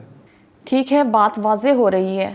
اب آگے بڑھتے ہوئے بتائیے کہ انسانوں کو پیغمبروں کی ضرورت کیوں پیش آتی ہے، اور اللہ نے انبیاء کے سلسلے کو کیوں جاری فرمایا تھا؟ جی، اس حوالے سے ہمارے استاذ جناب جاوید احمد صاحب غامدی کا موقف یہ ہے کہ پیغمبر دو مقاصد سے بھیجے جاتے ہیں، ایک اتمام ہدایت کے لیے اور دوسرے اتمام حجت کے لیے۔ یہ دو اصطلاحات ہیں، ان کو سمجھ لیجئے۔ اس سے پہلے یہ بات جان لیجئے کہ جب انسان اس دنیا میں آتا ہے تو وہ نیکی اور بدی کا پورا شعور لے کر آتا ہے، یعنی اس کو معلوم ہوتا ہے کہ صحیح بات کیا ہے اور غلط بات کیا ہے، اچھائی کیا ہے، برائی کیا ہے، نیکی کیا ہے، بدی کیا ہے۔ اللہ تعالیٰ اس شعور کو اس کی فطرت میں ودیت کر کے اس دنیا میں بھیجتے ہیں، تو وہ اساس، وہ بنیاد پوری طرح موجود ہوتی ہے۔ اور اسی طرح ہم نے گزشتہ نشست میں یہ ڈسکس کیا تھا کہ اللہ تعالیٰ کی ربوبیت کا، اس کے پروردگار ہونے کا، اس کے خالق ہونے کا احساس اور شعور بھی وہ لے کر اس دنیا میں آتا ہے۔ تو انسان ایک طرح سے مزین ہوتا ہے، پوری طرح وہ ساری چیزیں اس کے پاس موجود ہوتی ہیں، لیکن اس کے باوجود اس کو ایک استاد کی ضرورت ہوتی ہے، رہنمائی کی ضرورت ہوتی ہے، بعض پہلوؤں سے متعین اور طے شدہ چیزوں کی ضرورت ہوتی ہے۔ اس ضرورت کو پورا کرنے کے لیے اللہ تعالیٰ انبیاء کا اہتمام فرماتے ہیں اور ان کے ساتھ اپنی کتابیں بھی نازل کرتے ہیں۔ تو یہ ایک طرح سے اللہ تعالیٰ کی ایک اضافی نعمت ہے، اللہ تعالیٰ کی طرف سے ایک ہمارے اوپر کرم نوازی ہے کہ اللہ تعالیٰ چاہتے تو اسی فطرت کے الہام پر ہمیں قائم رکھتے اور اسی کی بنا پر ہمارا مواخذہ بھی ہوتا، لیکن اللہ تعالیٰ نے کرم نوازی فرمائی اور اپنے پیغمبروں کے ذریعے سے، اپنی کتابوں کے ذریعے سے ہماری ہدایت کا مزید برآں اہتمام فرمایا۔ اسی کے لیے استاذ گرامی نے اتمام ہدایت کی تعبیر اختیار فرمائی ہے، یعنی ہدایت کا تمام ہو جانا، مکمل ہو جانا۔ تو وہ ہدایت اپنے اتمام کے ساتھ، اپنی تکمیل کے ساتھ، اپنی شریعت کے پہلو سے، اپنی حکمت کے پہلو سے، ہر پہلو سے جس کی انسان کو اس دنیا میں ضرورت ہو سکتی ہے اور جس کی انسان کو اپنے آپ کو پاکیزہ کرنے کے لیے اور جنت کا حقدار بنانے کے لیے ضرورت ہو سکتی ہے، وہ تمام کی تمام چیزیں اللہ تعالیٰ کی طرف سے اللہ کے پیغمبر انسانوں تک پہنچاتے ہیں۔ تو ایک اتمام ہدایت ہے اور دوسری بات اتمام حجت کی ہے۔ اتمام حجت کا مطلب یہ ہے کہ حجت کو تمام کر دینا، یعنی دلیل کو مکمل کر دینا، اور اس کے نتیجے میں واقعہ یہ ہوتا ہے کہ انسانوں کے پاس اس کی گنجائش باقی نہیں رہتی کہ وہ یہ کہہ سکیں کہ ہمارے پاس بات نہیں پہنچی۔ تو پیغمبروں کے وجود کے ذریعے سے، کتابوں کے ذریعے سے وہ پورے طریقے سے حجت تمام ہو جاتی ہے، کوئی چیز ایسی باقی نہیں رہتی کہ جس کے پاس، یعنی جہاں پیغمبر آئے ہیں یا جہاں کتابیں پہنچی ہیں، ان اقوام کے پاس، ان لوگوں کے پاس حقیقتاً اس کی گنجائش باقی نہیں رہتی کہ وہ یہ کہہ سکیں پروردگار کے حضور میں جا کر کہ ہم تک تو بات ہی نہیں پہنچی تھی۔ تو اتمام حجت بھی ایک طرح سے ہو جاتا ہے، اور اس کے بعد وہ اگر مجرم ہیں تو دوزخ ان کے لیے بالکل برحق ہو جاتی ہے، طے ہو جاتی ہے۔ تو یہ اتمام ہدایت ہے اور یہ اتمام حجت ہے، اور یہ دونوں چیزیں اصل میں پیغمبر کی جو ضرورت ہے اس کو متعین کرتی ہیں یا اس کو پورا کرتی ہیں۔ یہاں یہ بھی بتائیے کہ اللہ کا نبی نور ہوتا ہے یا بشر ہوتا ہے؟ اگر وہ بشر ہے تو وہ فرشتوں کو کیسے دیکھ لیتا ہے اور ان سے کیسے کلام کر لیتا ہے؟ جی، پیغمبر نور بھی ہوتا ہے اور پیغمبر بشر بھی ہوتا ہے، یعنی اس کو اگر مجازی پہلو سے دیکھیں تو وہ سراسر نور ہے، یعنی اللہ تعالیٰ کی ہدایت ہے، اللہ تعالیٰ کی طرف سے روشنی ہے، اللہ تعالیٰ کا پیغام لے کر آتا ہے۔ اور اگر اس کی حقیقت کے لحاظ سے دیکھیں تو وہ ظاہر ہے کہ انسان ہے اور بشر ہے۔ تو یہ دونوں پہلو، یعنی ایک اس کا مجازی پہلو اور ایک اس کا جو بشری پہلو ہے یا حقیقی پہلو ہے، دونوں موجود ہیں۔ یعنی ایک رہنمائی کا پہلو، روشنی کا پہلو، پیغام کا پہلو، اور ایک اس کی شخصیت کا پہلو، ذات کا پہلو۔ تو ذاتی لحاظ سے وہ انسان ہوتا ہے، وہ بشر ہوتا ہے۔ اور جہاں تک اس بات کا تعلق ہے کہ وہ کیسے ہم کلام ہوتا ہے پروردگار کے ساتھ، کیسے اس کو وحی موصول ہوتی ہے، کیسے فرشتے اس کے ساتھ رابطہ کرتے ہیں، کیسے حضرت جبرائیل علیہ السلام اس کے پاس آتے ہیں، یہ سارے معاملات کیسے ہوتے ہیں، تو یہ قوت، یہ استعداد، یہ ساری چیز پروردگار اس کو عطا فرماتے ہیں، یعنی یہ صلاحیت اس کو عطا فرماتے ہیں، اور اس کے بعد اللہ تعالیٰ اس تک وہ پیغام پہنچاتے ہیں یا ان مخلوقات کو اس کے سامنے کر دیتے ہیں۔ جیسے کہ میں نے پچھلے سوال کے جواب میں عرض کیا کہ نبی کریم صلی اللہ علیہ وسلم نے حضرت جبرائیل علیہ السلام کو ان کی اصل حالت میں براہ راست دیکھا، اور روایتوں سے بھی یہ بات واضح ہوتی ہے کہ نبی کریم صلی اللہ علیہ وسلم نے حضرت جبرائیل علیہ السلام کو براہ راست دیکھا، یعنی ان کی اصل صورت میں ان کو براہ راست دیکھا۔ اور ان میں بیان ہوا ہے حضور کی نسبت سے یہ بات واضح ہوئی ہے کہ حضرت جبرائیل علیہ السلام گویا کہ اس کیفیت میں تھے کہ ان کے 600 سے زیادہ پر تھے، اور پورے کا پورا آسمان اور آسمان سے زمین تک ان کا وجود اتنا بڑا تھا کہ یہ پورا احاطہ کیے ہوئے تھا، جو انسان کی حد نظر ہے اس تک وہ چھائے ہوئے تھے۔ تو یہ تمام صلاحیتیں دے کر ہی اللہ تعالیٰ اپنے پیغمبروں کو دوسرے انسانوں کے لیے ایک پیغمبر کے طور پر، نبی اور رسول کے طور پر مقرر کرتے ہیں، اور یہ حکم دیتے ہیں کہ وہ اللہ تعالیٰ کا پیغام دوسرے انسانوں تک پہنچائیں۔ اس کے ساتھ اللہ تعالیٰ ان کو معجزات بھی عطا کرتے ہیں۔ مثال کے طور پر حضرت موسیٰ علیہ السلام کو خود رسول اللہ صلی اللہ علیہ وسلم کو، باقی انبیاء کو بے پناہ معجزات جو ہیں وہ عطا کیے گئے، اور وہ معجزات بھی وہ خوارق ہوتے ہیں یا وہ خاص چیزیں ہوتی ہیں جو عام انسانوں کو میسر نہیں ہوتی۔ یعنی موسیٰ علیہ السلام اپنی لاٹھی پتھر پر مارتے ہیں تو اس کے نتیجے میں 12 چشمے پھوٹ جاتے ہیں۔ اسی طرح نبی کریم صلی اللہ علیہ وسلم ایک مٹھی بھر ریت اٹھا کر کفار کی طرف پھینکتے ہیں تو وہ گویا کہ گرد و غبار کا ایک طوفان بن جاتی ہے۔ تو یہ جو صورتحال ہے یہ عام انسانوں کو حاصل نہیں ہے۔ پیغمبر اصل میں اللہ تعالیٰ ہی کے ایک طرح سے آلات و جوارے کی حیثیت اختیار کر لیتے ہیں، اس کے ایک طرح سے اعضاء کی حیثیت اختیار کر لیتے ہیں۔ یہ محض میں تفہیم مدعا کے لیے بات کہہ رہا ہوں، یعنی گویا کہ جو اللہ تعالیٰ چاہتے ہیں وہ اپنے پیغمبروں کے ذریعے سے کرا دیتے ہیں، اس پر عمل درآمد کرا دیتے ہیں۔ تاہم یہ بات پوری طرح واضح رہے کہ پیغمبر جو ہوتا ہے وہ بشر ہی ہوتا ہے، وہ انسان ہی ہوتا ہے، وہ فرشتہ یا کوئی اور مخلوق نہیں ہوتا۔ اس کا کمال ہی یہ ہوتا ہے کہ وہ ان تمام انسانی اوصاف کے ساتھ اپنے اخلاق و کردار کو اتنا بلند کرتا ہے کہ انسان کامل قرار پاتا ہے۔ یعنی وہ جھوٹ نہیں بولتا، وہ بددیانتی نہیں کرتا، وہ کسی انسان کے ساتھ زیادتی نہیں کرتا، کسی کا حق نہیں مارتا، تجاوز نہیں کرتا، ظلم نہیں کرتا، عدوان نہیں کرتا۔ اللہ تعالیٰ کے جو بھی احکامات ہیں جو اس کی فطرت میں موجود ہوتے ہیں ان کی عین بعین تعمیل کرتا ہے، ذرہ برابر بھی اس سے انحراف نہیں کرتا۔ وہ ایک طرح سے زمین کا نمک ہوتا ہے، وہ ایک طرح سے گلے سرسبد ہوتا ہے، وہ ایک عظیم انسان ہوتا ہے، برگزیدہ ہوتا ہے۔ تو وہ ایک عظیم انسان ہوتا ہے اپنے اخلاق و کردار کی وجہ سے، اپنی ایفرٹ کی بنا پر۔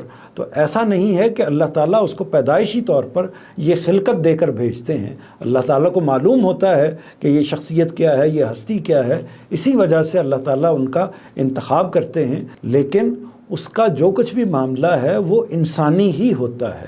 البتہ پروردگار اس کو کچھ اضافی صلاحیتیں یا کچھ اضافی چیزیں یا کچھ اضافی نظریں یا کچھ اضافی مشاہدات جو عنایت فرماتے ہیں تو وہ اپنے حکم سے اپنی مشیت سے عطا فرماتے ہیں، اور اس کے لیے اس کو صلاحیتیں اور اس کے لیے اس کو وہ تمام ضرورتیں اس کی وہ پوری کر دیتے ہیں۔ تو لہٰذا یہ فرق تو ہو جاتا ہے، جیسے ہی وہ نبوت کے منصب پر فائز ہوتا ہے تو وہ باقی انسانوں سے ممتاز ہو جاتا ہے، باقی انسانوں سے الگ ہو جاتا ہے، لیکن نبوت سے پہلے وہ اسی طرح کا ایک انسان ہوتا ہے۔ یعنی اسی طرح کا مطلب یہ ہے کہ جو انسانوں کے گواہ ہیں اسی طرح کے اس کے گواہ ہوتے ہیں، جو انسانوں کی احتیاجات ہیں اسی طرح کی اس کی احتیاجات ہوتی ہیں۔ اب ان احتیاجات کو اپنے اخلاق و کردار سے وہ کیسے ایک عظیم الشان انسان کی شکل میں تبدیل کر لیتا ہے، یہ اس کا اخلاق و کردار ہوتا ہے، یہ اس کا خلق ہوتا ہے، یہ اس کی عظمت ہوتی ہے۔ تو یہ فرق تو اس کا باقی انسانوں سے ہوتا ہی ہے، لیکن جہاں تک انسانیت کا تعلق ہے تو وہ باقی انسانیت کا اسی طرح حصہ ہوتا ہے، جیسے حضرت آدم حصہ تھے، جیسے حضرت نوح حصہ تھے، جیسے حضرت محمد صلی اللہ علیہ وسلم حصہ تھے، جیسے باقی انبیاء حصہ تھے، یا باقی انسان جس طریقے سے اس دنیا میں موجود ہیں۔ یہ بھی بیان کیا جاتا ہے کہ نبی معصوم ہوتا ہے اور وہ غلطی اور کوتاہی سے پاک ہوتا ہے، تو پھر اس کو اللہ کی اس قدر عبادت کی ضرورت کیوں پیش آتی ہے؟ جی، اللہ کا رسول یقیناً معصوم عن الخطا ہوتا ہے، غلطی سے پاک ہوتا ہے۔ اس کی وجہ یہ ہوتی ہے کہ وہ پروردگار عالم کی براہ راست رہنمائی میں ہوتا ہے، یعنی وہ ایسی غلطی نہیں کرتا جو جانب نفس کی غلطی ہوتی ہے، بلکہ اگر حقیقت کے اعتبار سے دیکھا جائے تو تمام انبیاء جن کو نبوت ملی وہ اپنی اس زندگی میں، یعنی نبوت سے پہلے کی زندگی میں بھی ان غلطیوں سے پاک تھے، یعنی انہوں نے اپنی ایفرٹ سے، اپنی کوشش سے اپنے آپ کو ایک صالح انسان کے طور پر، ایک برگزیدہ انسان کے طور پر برقرار رکھا ہوا تھا، اپنی زندگی کو ایک بہترین انسان کی زندگی کے طور پر ڈیولپ کیا تھا۔ اور اس کی مثال ہم دیکھ سکتے ہیں حضرت یوسف علیہ السلام کا جو قصہ ہے اور ان کی شخصیت کے جو معاملات ہیں، اس سے اندازہ کیا جا سکتا ہے کہ نبوت ملنے سے پہلے ان پر کیا کیا حملے ہوئے، اور ان حملوں کو انہوں نے کس طریقے سے فیس کیا، اور ان کے مقابل میں کیسے پہاڑ کی طرح ڈٹے رہے، جمے رہے۔ تو یہ پیغمبر کی شخصیت پہلے بھی ہوتی ہے، اور بعد میں تو وہ اللہ تعالیٰ کی حفاظت میں آ جاتے ہیں، اور بعد میں یہ ہوتا ہے کہ نبوت ملنے کے بعد اصل میں جب وہ اللہ تعالیٰ کی حفاظت میں ہوتے ہیں تو وہ ان کا عمل بھی اللہ تعالیٰ کی براہ راست نگرانی میں ہوتا ہے، اور اسی طرح ان کا جو نقطہ نظر ہے، ان کا فکر ہے، ان کا قول، فعل، تقریر، تصویب، ہر چیز جو ہے وہ اللہ تعالیٰ کے کنٹرول میں ہوتی ہے، اللہ تعالیٰ کی نگرانی میں ہوتی ہے۔ اللہ تعالیٰ کے حکم کے بغیر وہ ذرہ برابر بھی تصرف نہیں کرتے، اس سے ذرہ برابر بھی انحراف نہیں کرتے۔ اگر کچھ ان سے صادر ہونے لگے تو پروردگار اسی موقع پر ان کو روک دیتے ہیں اور غلطی کی جانب ان کو جانے نہیں دیتے۔ تو یہ معاملہ ہے، اس بنا پر ہم یقیناً یہ کہہ سکتے ہیں کہ اللہ کے رسول خطا سے پاک ہوتے ہیں، ان سے کوئی غلطی صادر نہیں ہوتی۔ وہ جو بات بھی کہتے ہیں وہ پروردگار کی جانب سے کہتے ہیں، جو عمل بھی کرتے ہیں وہ اللہ تعالیٰ کی رہنمائی میں کرتے ہیں۔ ایک اہم سوال یہ ہے کہ کیا انبیاء ایک دوسرے سے افضل ہوتے ہیں؟ اگر ایسا ہے تو ان کی فضیلت کا کیا سبب ہے؟ نبیوں کی فضیلت کے حوالے سے قرآن مجید میں دو باتیں بیان ہوئی ہیں۔ ان میں سے ایک بات یہ ہے کہ انبیاء کو تمام انسانوں پر ایک مجموعی یا ایک عمومی فضیلت حاصل ہے، یعنی تمام انبیاء ایک طرف اور تمام انسانیت ایک طرف۔ ہر انسان کے اوپر ہر نبی کو ایک فضیلت حاصل ہے، ایک برتری حاصل ہے، اللہ کے نزدیک وہ ان کے مقابل میں افضل ہیں۔ ایک تو اپنی اس برگزیدگی کی وجہ سے جو انہوں نے اختیار کی ہوتی ہے، اور پھر اللہ تعالیٰ نے ان کا انتخاب کیا ہوتا ہے۔ دوسری بات جو قرآن مجید سے معلوم ہوتی ہے وہ یہ ہے کہ اللہ تعالیٰ نے بعض رسولوں کو بعض رسولوں پر فضیلت عطا فرمائی ہے، یعنی بعض کو بعض پر فضیلت عطا فرمائی ہے۔ اس فضیلت کے کئی پہلو ہو سکتے ہیں۔ مثال کے طور پر اللہ تعالیٰ حضرت موسیٰ علیہ السلام سے ہم کلام ہوئے تو ان کو اللہ تعالیٰ سے ہم کلامی کا شرف حاصل ہوا، گویا کہ انہوں نے اللہ تعالیٰ کی براہ راست آواز سنی اور اللہ تعالیٰ سے براہ راست مکالمہ کیا۔ باقی انبیاء کے حوالے سے اس طرح کی بات بیان نہیں ہوئی، لہٰذا ان کو یہ شرف حاصل ہے کہ وہ ان کو کلیم اللہ کہا جاتا ہے کہ اللہ تعالیٰ نے ان سے کلام کیا ہے۔ تو باقی انبیاء پر ان کو یہ ایک فضیلت حاصل ہو گئی۔ اسی طرح حضرت آدم علیہ السلام تمام انبیاء کے، تمام انسانوں کے باپ کی حیثیت رکھتے ہیں۔ حضرت ابراہیم علیہ السلام جد الانبیاء ہیں، پھر حضرت عیسیٰ علیہ السلام کو ایک خاص اللہ تعالیٰ نے فضیلت عطا فرمائی ہے کہ گویا کہ وہ اللہ تعالیٰ کی آیت ہیں، بن باپ کے پیدا ہوئے ہیں، اور بعض عظیم الشان معجزات ان کو اللہ تعالیٰ نے عطا فرمائے ہیں۔ نبی کریم صلی اللہ علیہ وسلم کی فضیلت بھی باقی انبیاء پر مسلم ہے، اور وہ فضیلت یہ ہے کہ اللہ تعالیٰ نے آپ کو خاتم النبیین بنایا ہے، یعنی نبیوں کی مہر بنایا ہے۔ آپ آخری نبی ہیں، آپ کے بعد کوئی نبی نہیں آئے گا، نبوت آپ پر ختم ہو چکی ہے، تو یہ فضیلت ہے۔ اسی طرح اللہ تعالیٰ نے اپنی آخری کتاب یعنی قرآن مجید مستحکم، مضبوط اور میزان و فرقان کی حیثیت جس کو حاصل ہے، وہ کتاب جو قیامت تک کے لیے انسانوں کی رہنمائی کا فریضہ انجام دینے والی ہے، اس کتاب کو اپنے رسول صلی اللہ علیہ وسلم پر نازل فرمایا ہے، تو یہ بھی آپ کی فضیلت کا پہلو ہے۔ تو اس اعتبار سے مختلف انبیاء کو مختلف فضیلتیں ہو سکتی ہیں، اسی کو قرآن مجید نے بیان کیا ہے۔ اس لیے ہمیں یہ تو کہنا چاہیے کہ ایک اعتبار سے تمام انبیاء برابر ہیں، اور ایک اعتبار سے تمام انبیاء کی ایک دوسرے پر فضیلت حاصل ہے، لیکن ان میں کوئی تقابل نہیں کرنا چاہیے، ان میں کوئی مقابلہ یا موازنہ نہیں کرنا چاہیے۔ رسالت مآب صلی اللہ علیہ وسلم نے ہمیں براہ راست اس سے منع فرمایا ہے۔ یہاں ایک اور بات بھی وضاحت طلب ہے، اور وہ یہ کہ انبیاء سے جو معجزات صادر ہوتے ہیں ان کی حقیقت کیا ہے؟ کیا وہ ان کا اپنا کرشمہ ہوتے ہیں یا پھر وہ اللہ کی عنایت ہوتے ہیں؟ معجزہ اصل میں ایسی چیز کو، ایسے واقعے کو، ایسے معاملے کو کہتے ہیں کہ جو معمول سے ہٹا ہوا ہو، ڈفرینٹ ہو، مختلف ہو، اسی وجہ سے اس کو خارق عادت کہتے ہیں، یعنی عادت کو توڑنے والا، عادت کو ختم کرنے والا، یعنی عام معمول سے ہٹا ہوا واقعہ، تو معجزہ اس کو کہتے ہیں۔ تو اب پیغمبروں کو جو معجزات عطا ہوتے ہیں تو وہ سراسر اللہ تعالیٰ کی طرف سے ہوتے ہیں، یعنی ان کا اپنا کرشمہ نہیں ہوتے بلکہ اللہ تعالیٰ ہی کا کرشمہ ہوتے ہیں۔ بعض اوقات اللہ تعالیٰ ان کو براہ راست صادر فرماتے ہیں، اور بعض اوقات انبیاء کے توسط سے صادر فرماتے ہیں۔ دین کی اصطلاح میں اس کے لیے آیت کا لفظ استعمال ہوتا ہے، آیت کہتے ہیں نشانی کو، تو وہ نشانی ہوتی ہے جو پروردگار ہی کی نشانی ہوتی ہے۔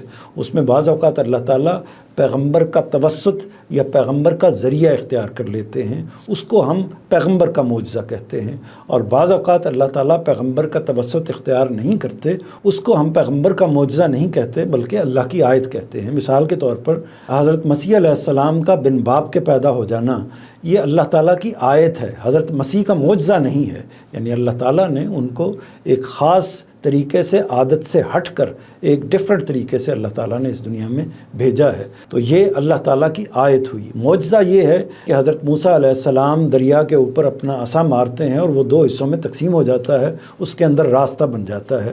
اسی طرح وہ عصا اپنا پتھر پر مارتے ہیں تو اس میں 12 چشمے پھوٹ پڑتے ہیں، یا پھر وہ اپنے عصا کو زمین پر ڈالتے ہیں تو وہ اژدہا بن جاتا ہے اور باقی سانپوں کو نگل جاتا ہے۔ تو یہ معجزے کی اور آیت کی مختلف صورتیں ہیں۔ حقیقت کے لحاظ سے دیکھا جائے تو یہ اللہ تعالیٰ ہی کی آیات ہیں، اللہ تعالیٰ ہی کے کرشمے ہیں، جو بعض اوقات وہ اپنے پیغمبروں کے ذریعے سے اور بعض اوقات براہ راست صادر فرماتے ہیں۔ آج کی نشست کا آخری سوال یہ ہے کہ اللہ نے نبیوں کے سلسلے کو ختم کرنے کا فیصلہ کیوں کیا؟ ہدایت کی ضرورت تو ہر زمانے میں موجود رہتی ہے، یہ بھی واضح کیجیے کہ ختم نبوت کا صحیح مطلب کیا ہے؟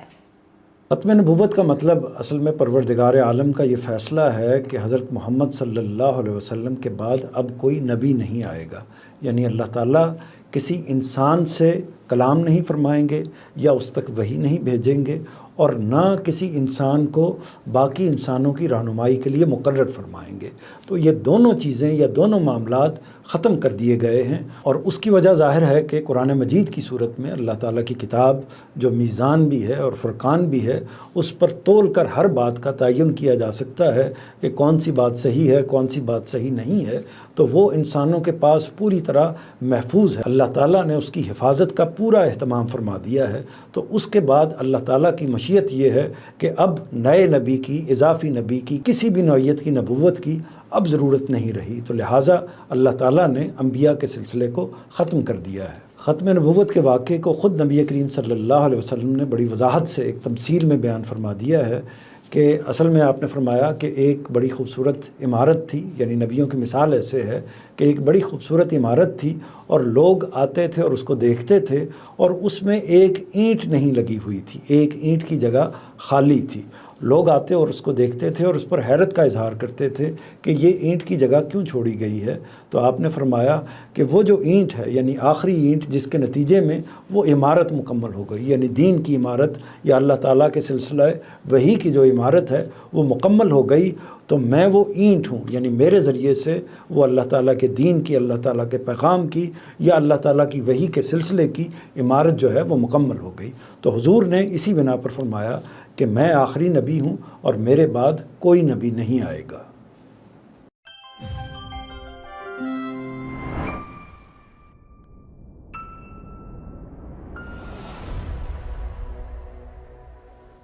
بھلائیوں سے محبت، برائیوں سے نجات، یہی ہے روح دو عالم، یہی ہے راز حیات.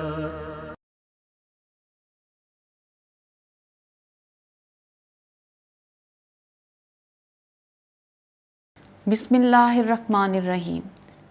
راز حیات کے ایک اور ایپیسوڈ کے ساتھ آپ کی خدمت میں حاضر ہیں. اس پروگرام میں ہم نے اپنے تعلقات کو، اپنے ریلیشنز کو موضوع بنایا ہے. پچھلے ایپیسوڈ میں ہم نے نبیوں کے ساتھ اپنے تعلق کو موضوع بنایا تھا اور اس بات کو ڈسکس کیا تھا کہ نبی کا صحیح تصور کیا ہے. آج ہم اسی بات کو آگے بڑھائیں گے اور اللہ کے آخری نبی حضرت محمد صلی اللہ علیہ وسلم سے اپنے تعلق پر بات کریں گے. منظور الحسن صاحب ہمارے ساتھ موجود ہیں. میرے خیال میں سب سے پہلے یہ مناسب ہوگا کہ وہ حضور پاک صلی اللہ علیہ وسلم کی ذات اقدس کا ایک مختصر تعارف بیان کر دیں تاکہ وہ بنیاد سامنے آ جائے جس پر ہم آگے بات کر سکیں. بسم اللہ الرحمن الرحیم. قطرے کی کیا بساط سمندر کے سامنے، رسالت مآب صلی اللہ علیہ وسلم کی ہستی وہ ہستی ہے کہ جس کے آگے سر خم ہوتے ہیں، گردنیں جھکتی ہیں اور زبانیں گنگ ہو جاتی ہیں.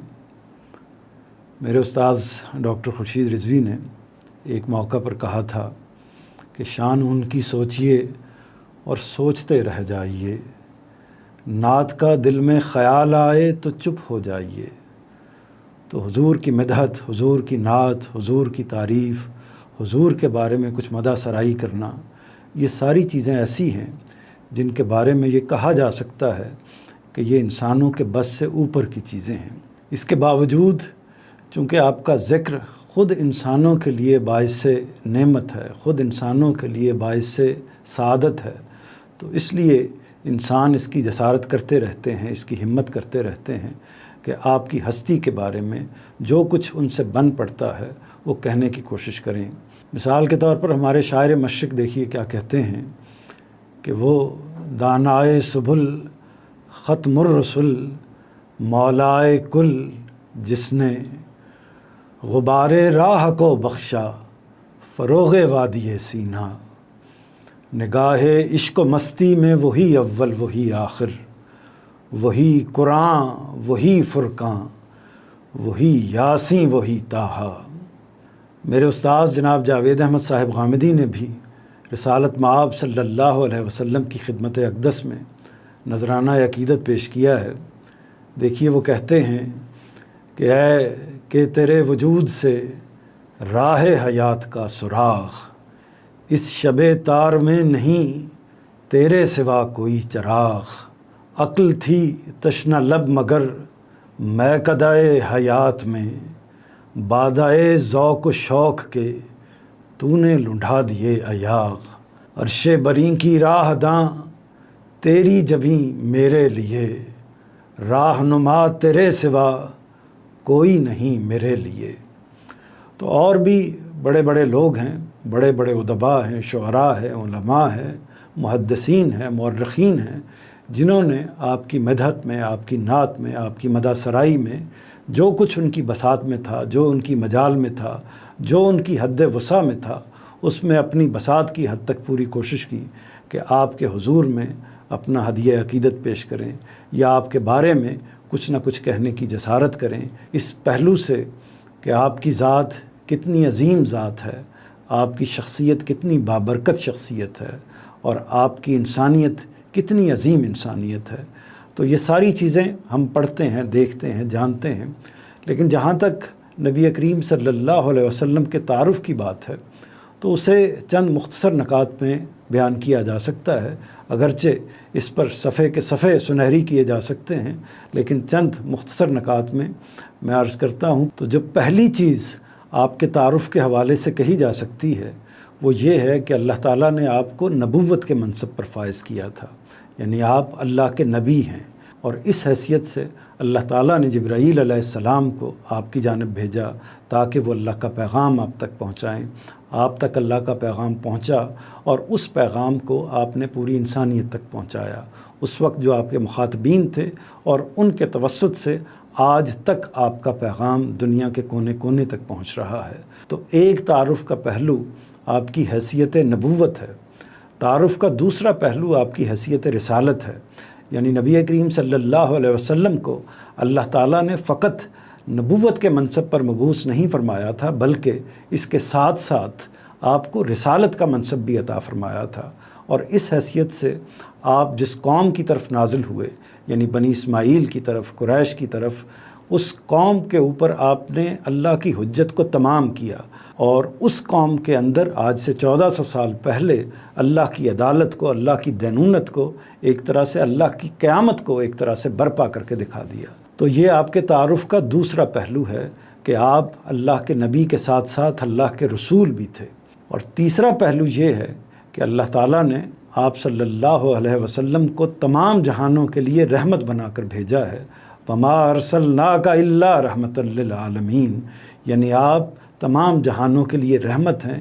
اور آپ دیکھتے ہیں، یعنی لوگ دیکھتے ہیں اس وقت کہ جب سے آپ اس دنیا میں آئے اس زمانے سے لے کر آج کے زمانے تک، اور دنیا کے کونے کونے تک جو بھی انسانیت پیدا ہوئی، پیدا ہو رہی ہے، اور آئندہ قیامت تک پیدا ہوتی رہے گی، اس کے لیے آپ رحمت ہیں۔ اور رحمت اس پہلو سے ہیں کہ آپ کی ہدایت، جس کے نتیجے میں انسان نجات پا سکتے ہیں، انسان پروردگار کی ہدایت تک رسائی حاصل کر سکتے ہیں، اور اس کے نتیجے میں جنت کو حاصل کر سکتے ہیں، قیامت کے اندر سرخرو ہو سکتے ہیں، اللہ کے سامنے اس حیثیت سے جا کر کھڑے ہو سکتے ہیں کہ پروردگار انہیں جنت کی نعمت سے فیض یاب کرے۔ تو نبی کریم صلی اللہ علیہ وسلم کی تیسری ایک طرح سے حیثیت، یا تیسرا ان کا تعارف جو ہے، وہ آپ کا عالم کے لیے، انسانوں کے لیے، دنیا کے لیے رحمت بن کر آنا ہے۔ یہ تیسرا پہلو ہو گیا۔ اور آپ کے تعارف کا چوتھا پہلو یہ ہے کہ اللہ تعالیٰ نے آپ کو قرآن مجید عطا فرمایا ہے، وہ کتاب عطا فرمائی ہے جو اس کی ہدایت کی آخری کتاب ہے۔ اس سے ہدایت حاصل کر کے انسان جنت تک رسائی حاصل کر سکتے ہیں، اس دنیا میں بھی بہتر زندگی گزار سکتے ہیں، اور آخرت میں بھی فلاح و کامیابی سے ہمکنار ہو سکتے ہیں۔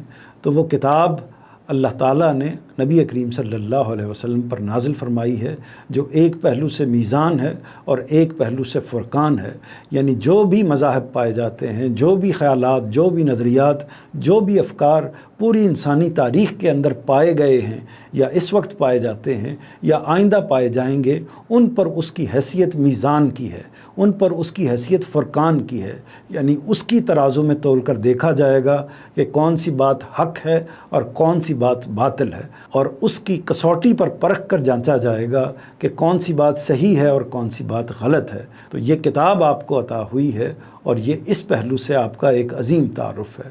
اگلی بات یہ ہے کہ اللہ تعالیٰ نے نبی کریم صلی اللہ علیہ وسلم پر نبوت کو ختم فرما دیا ہے، یعنی انبیاء کا وہ سلسلہ جو حضرت آدم علیہ السلام سے شروع ہوا تھا انسانوں کی براہ راست ہدایت کے لیے، اس سلسلے کو نبی کریم صلی اللہ علیہ وسلم پر اللہ تعالیٰ نے مکمل فرما دیا ہے۔ آپ کے بعد کوئی نبی نہیں آئے گا، اور آپ نے اس امر کو خود ایک تمثیل میں بیان کیا ہے کہ گویا ایک بڑی خوبصورت عمارت ہے، ایک بڑا خوبصورت محل ہے جس کے اندر ایک اینٹ نہیں لگی ہوئی۔ لوگ آتے ہیں اور دیکھتے ہیں، اس محل کی تعریف کرتے ہیں، اور اس بات پر حیرت کا اظہار کرتے ہیں کہ اس ایک اینٹ کی جگہ کیوں چھوڑ دی گئی۔ تو آپ نے فرمایا وہ اینٹ میں ہوں، اور میرے ذریعے سے اس عمارت کی تکمیل ہو گئی، یعنی جو نبوت کا قصر تھا وہ مکمل ہو گیا آپ کے وجود کے ذریعے سے، آپ کی نبوت کے ذریعے سے، اور آپ پر نبوت ہمیشہ ہمیشہ کے لیے ختم ہو گئی، لہٰذا اب آپ کے بعد کوئی نبی نہیں آئے گا۔ تو یہ ایک اور پہلو ہے نبی کریم صلی اللہ علیہ وسلم کے تعارف کا۔ اس کے ساتھ ایک اور پہلو یہ ہے کہ آپ انسان کامل تھے۔ انسان کامل کا مطلب یہ ہے کہ انسانیت اگر اپنی پوری تاریخ میں کسی ہستی کو اٹھا کر پیش کرنا چاہے کہ یہ انسان ہے جو مکمل انسان ہے، اپنے اخلاق و کردار کے اعتبار سے، اپنی للہیت کے اعتبار سے، اپنے پروردگار کے ساتھ تعلق کے اعتبار سے، اور اپنے انسانوں کے ساتھ، خلق کے ساتھ تعلق کے اعتبار سے، اس سے بہتر انسان پیدا نہیں کیا اس زمین نے، تو اس پہلو سے آپ کی مثال نمایاں ترین مثال ہے۔ اس میں کوئی شبہ نہیں کہ وہ تمام بشری تقاضے آپ کے ساتھ لگے ہوئے تھے جو باقی انسانوں کے ساتھ لگے ہوتے ہیں، اور انہی کی بنا پر آپ نے ازدواجی تعلقات بھی قائم کیے، آپ نے نکاح بھی کیے، شادیاں بھی کی، آپ کے ہاں اولاد بھی ہوئی، اسی طرح آپ نے کاروبار بھی کیا، معیشت کے معاملات بھی کیے۔ یعنی انسان جو دنیا میں معاملہ کرتا ہے انسانوں کے ساتھ اپنی زندگی کو آگے بڑھانے کے لیے، وہ تمام معاملات نبی کریم صلی اللہ علیہ وسلم نے انجام دیے۔ لیکن ان تمام پہلوؤں کے ساتھ ساتھ آپ کا اخلاق و کردار اتنا عظیم تھا کہ اس پر کوئی انگلی نہیں اٹھائی جا سکتی۔ اس زمانے میں بھی جب آپ کو نبوت عطا نہیں فرمائی گئی تھی، اس موقع پر بھی، اس 40 سال کے عرصے میں آپ کا اخلاق و کردار عظیم تھا۔ اس مقام پر بھی، اس زمانے میں بھی آپ انسان کامل تھے، عظیم ترین انسان تھے۔ اس کے بعد بھی آپ کی ذات اقدس تمام انسانوں میں نمایاں، تمام انسانوں میں ممتاز تھی۔ تو یہ چند چیزیں ہیں جن کو آپ کے تعارف کے حوالے سے میں نے آپ کے سامنے بیان کر دیا ہے۔ ان میں سے ایک چیز یہ ہے کہ آپ اللہ کے نبی تھے، دوسری چیز یہ ہے کہ آپ اللہ کے رسول تھے، تیسری چیز یہ ہے کہ اللہ تعالیٰ نے آپ کو جہانوں کے لیے رحمت بنا کر بھیجا تھا، چوتھی چیز یہ ہے کہ اللہ تعالیٰ نے آپ کو اپنی آخری ہدایت، آخری کتاب سے نوازا ہے، پانچویں تعارف کی چیز یہ ہے کہ آپ اللہ کے آخری نبی ہیں، اور چھٹی چیز یہ ہے کہ آپ انسان کامل ہیں۔ تو یہ وہ نمایاں چیزیں ہیں جن کو آپ کے تعارف کی حیثیت سے پیش کیا جا سکتا ہے۔ خود نبی کریم صلی اللہ علیہ وسلم نے اپنے بارے میں یہ ارشاد فرمایا تھا کہ مجھے 6 باتوں میں باقی انبیاء پر فضیلت دی گئی ہے۔ ان میں سے ایک بات یہ ہے کہ مجھے جامع اور مختصر کلام کرنے کی صلاحیت اللہ تعالیٰ نے عطا فرمائی ہے۔ دوسری بات یہ ہے کہ رعب کے ذریعے سے میری نصرت کی گئی ہے، میری مدد کی گئی ہے۔ تیسری بات یہ ہے کہ مال غنیمت کو میرے لیے حلال قرار دیا گیا ہے۔ چوتھی بات یہ ہے کہ تمام روئے زمین کو میرے لیے مسجد بنا دیا گیا ہے، یعنی تمام دنیا میں انسان جہاں بھی چاہیں اللہ کی عبادت کر سکتے ہیں، کسی خاص جگہ کا اختصاص نہیں ہے، کسی خاص جگہ کو مخصوص نہیں کیا گیا، جس جگہ وہ چاہیں اللہ کے حضور سربسجود ہو سکتے ہیں۔ تو چوتھی بات یہ ہو گئی۔ پانچویں بات یہ ہے کہ مجھے تمام انسانیت کے لیے پیغمبر بنا کر بھیجا گیا ہے، یعنی وہ لوگ جو اس وقت سامنے موجود ہیں، وہ لوگ جو آپ کے بعد دنیا میں آئیں گے، اور وہ لوگ جو قیامت تک آتے رہیں گے، ان تمام انسانوں کے لیے، گویا کہ تمام انسانیت کے لیے آپ کو پیغمبر بنا کر بھیجا گیا ہے۔ اور آخری بات یہ ہے کہ مجھ پر نبوت ختم کر دی گئی ہے۔ تو نبی کریم صلی اللہ علیہ وسلم نے اپنے حوالے سے فضیلت کی یہ جو چند باتیں ارشاد فرمائیں، ان کو بھی آپ کے تعارف کے طور پر پیش کیا جا سکتا ہے۔ تو یہ اگر ہم مختصر کہیں کہ رسالت مآب صلی اللہ علیہ وسلم کے تعارف میں جن چیزوں کو ہمیں نمایاں کرنا چاہیے، جن چیزوں کو ہمیں خاص طور پر فوکس کر کے پیش کرنا چاہیے، وہ یہ چند چیزیں ہیں۔ جی بہت شکریہ۔ آپ نے حضور پاک صلی اللہ علیہ وسلم کے بارے میں ایسی گفتگو کی ہے جس میں تعلیم بھی ہے اور آپ کی ذات سے عقیدت کا اظہار بھی ہے۔ اب یہ بھی بتائیے کہ ہمارا نبی صلی اللہ علیہ وآلہ وسلم کے ساتھ وہ بنیادی تعلق کیا ہے جس پر باقی سارے تعلقات قائم ہیں؟ رسالت مآب صلی اللہ علیہ وسلم سے ہمارا وہ تعلق، وہ بنیادی تعلق جس پر باقی تمام تعلقات قائم ہیں، وہ ایمان کا تعلق ہے۔ یعنی ہم آپ کو اللہ کا نبی مانتے ہیں، اللہ کا رسول مانتے ہیں، اور پورے شعور کے ساتھ، پورے ایمان کے ساتھ، پوری عقیدت کے ساتھ اس بات کو تسلیم کرتے ہیں کہ آپ من جانب اللہ ہیں، آپ اللہ کے رسول ہیں، آپ اللہ کے نبی ہیں۔ تو یہ حیثیت، یعنی آپ پر ایمان کی حیثیت اصل میں اساسی حیثیت رکھتی ہے، بنیادی حیثیت رکھتی ہے۔ اس کا مطلب یہ ہے کہ ہم یہ یقین رکھتے ہیں کہ آپ کی کوئی بات اپنی جانب سے نہیں ہوتی، آپ کی ہر بات اللہ تعالیٰ کی طرف سے ہوتی ہے اور ہمیں اسی حیثیت سے اس کو لینا چاہیے، اسی حیثیت سے اس کو قبول کرنا چاہیے۔ آپ اپنے قول سے، اپنی زبان سے جو بات انسانوں تک پہنچاتے ہیں وہ اللہ کی بات ہوتی ہے۔ آپ اپنے فعل سے، اپنے عمل سے جس چیز کو انسانوں کے سامنے پیش کرتے ہیں وہ بھی من جانب اللہ ہوتا ہے۔ اسی طرح آپ کی تقریر بھی دین ہے۔ اس کا مطلب یہ ہے کہ آپ نے اگر کسی کام کی نکیر نہیں فرمائی، کسی چیز سے منع نہیں فرمایا یا کسی چیز کے بارے میں خاموش رہے تو وہ بھی ایک طرح سے اس کو ایک سند حاصل ہو جاتی ہے۔ اسی طرح آپ نے کسی چیز کی تصویب فرما دی، کسی چیز کی تائید فرما دی، کسی شخص نے کوئی سوال پوچھا اور کسی شخص نے کوئی اقدام کیا تو آپ نے اس کی تصویب فرما دی، اس کو جائز قرار دے دیا، تو وہ بھی ایک طرح سے دین کے اندر شامل ہو گیا، اس کی حیثیت بھی دین کی ہے۔ تو آپ کا وجود سراپا دین ہے، آپ کے وجود سے دین کا اظہار ہوتا ہے۔ اس پہلو پر ہمیں ایمان رکھنا ہے۔ تو یہ ایمان ہے، اور یہ ایمان اس پہلو سے بھی ہے کہ آپ کی ہر بات خطا سے پاک ہے۔ خطا سے پاک اس لیے ہے کہ اس کو اللہ تعالیٰ کی حفاظت حاصل ہے۔ نبی کریم صلی اللہ علیہ وسلم معصوم عن الخطا ہیں، ان سے غلطی کا صدور نہیں ہوتا، اس وجہ سے کہ وہ اللہ تعالیٰ کی حفاظت میں ہوتے ہیں۔ لہٰذا آپ کے تمام اعمال، آپ کے تمام اقوال اور آپ کی نسبت سے دین کے حوالے سے بیان کی گئی ہر چیز دین ہے، اور اسی کی سند پر ہم اس کو اللہ کی بات مانتے ہیں اور اس پر ایمان لے کر آتے ہیں۔ یہاں یہ بھی واضح رہنا چاہیے کہ ایمان کی نوعیت کیا ہے۔ ایمان کی نوعیت یہ ہونی چاہیے کہ وہ ہمارے ظاہر میں بھی ہو اور ہمارے داخل میں بھی، ہمارے باطن میں بھی ہو، یعنی اقرارم باللسان اور تصدیقم بالقلب کی صورت میں اس ایمان کو ہمارے اندر جاگزی ہونا چاہیے، پیدا ہونا چاہیے۔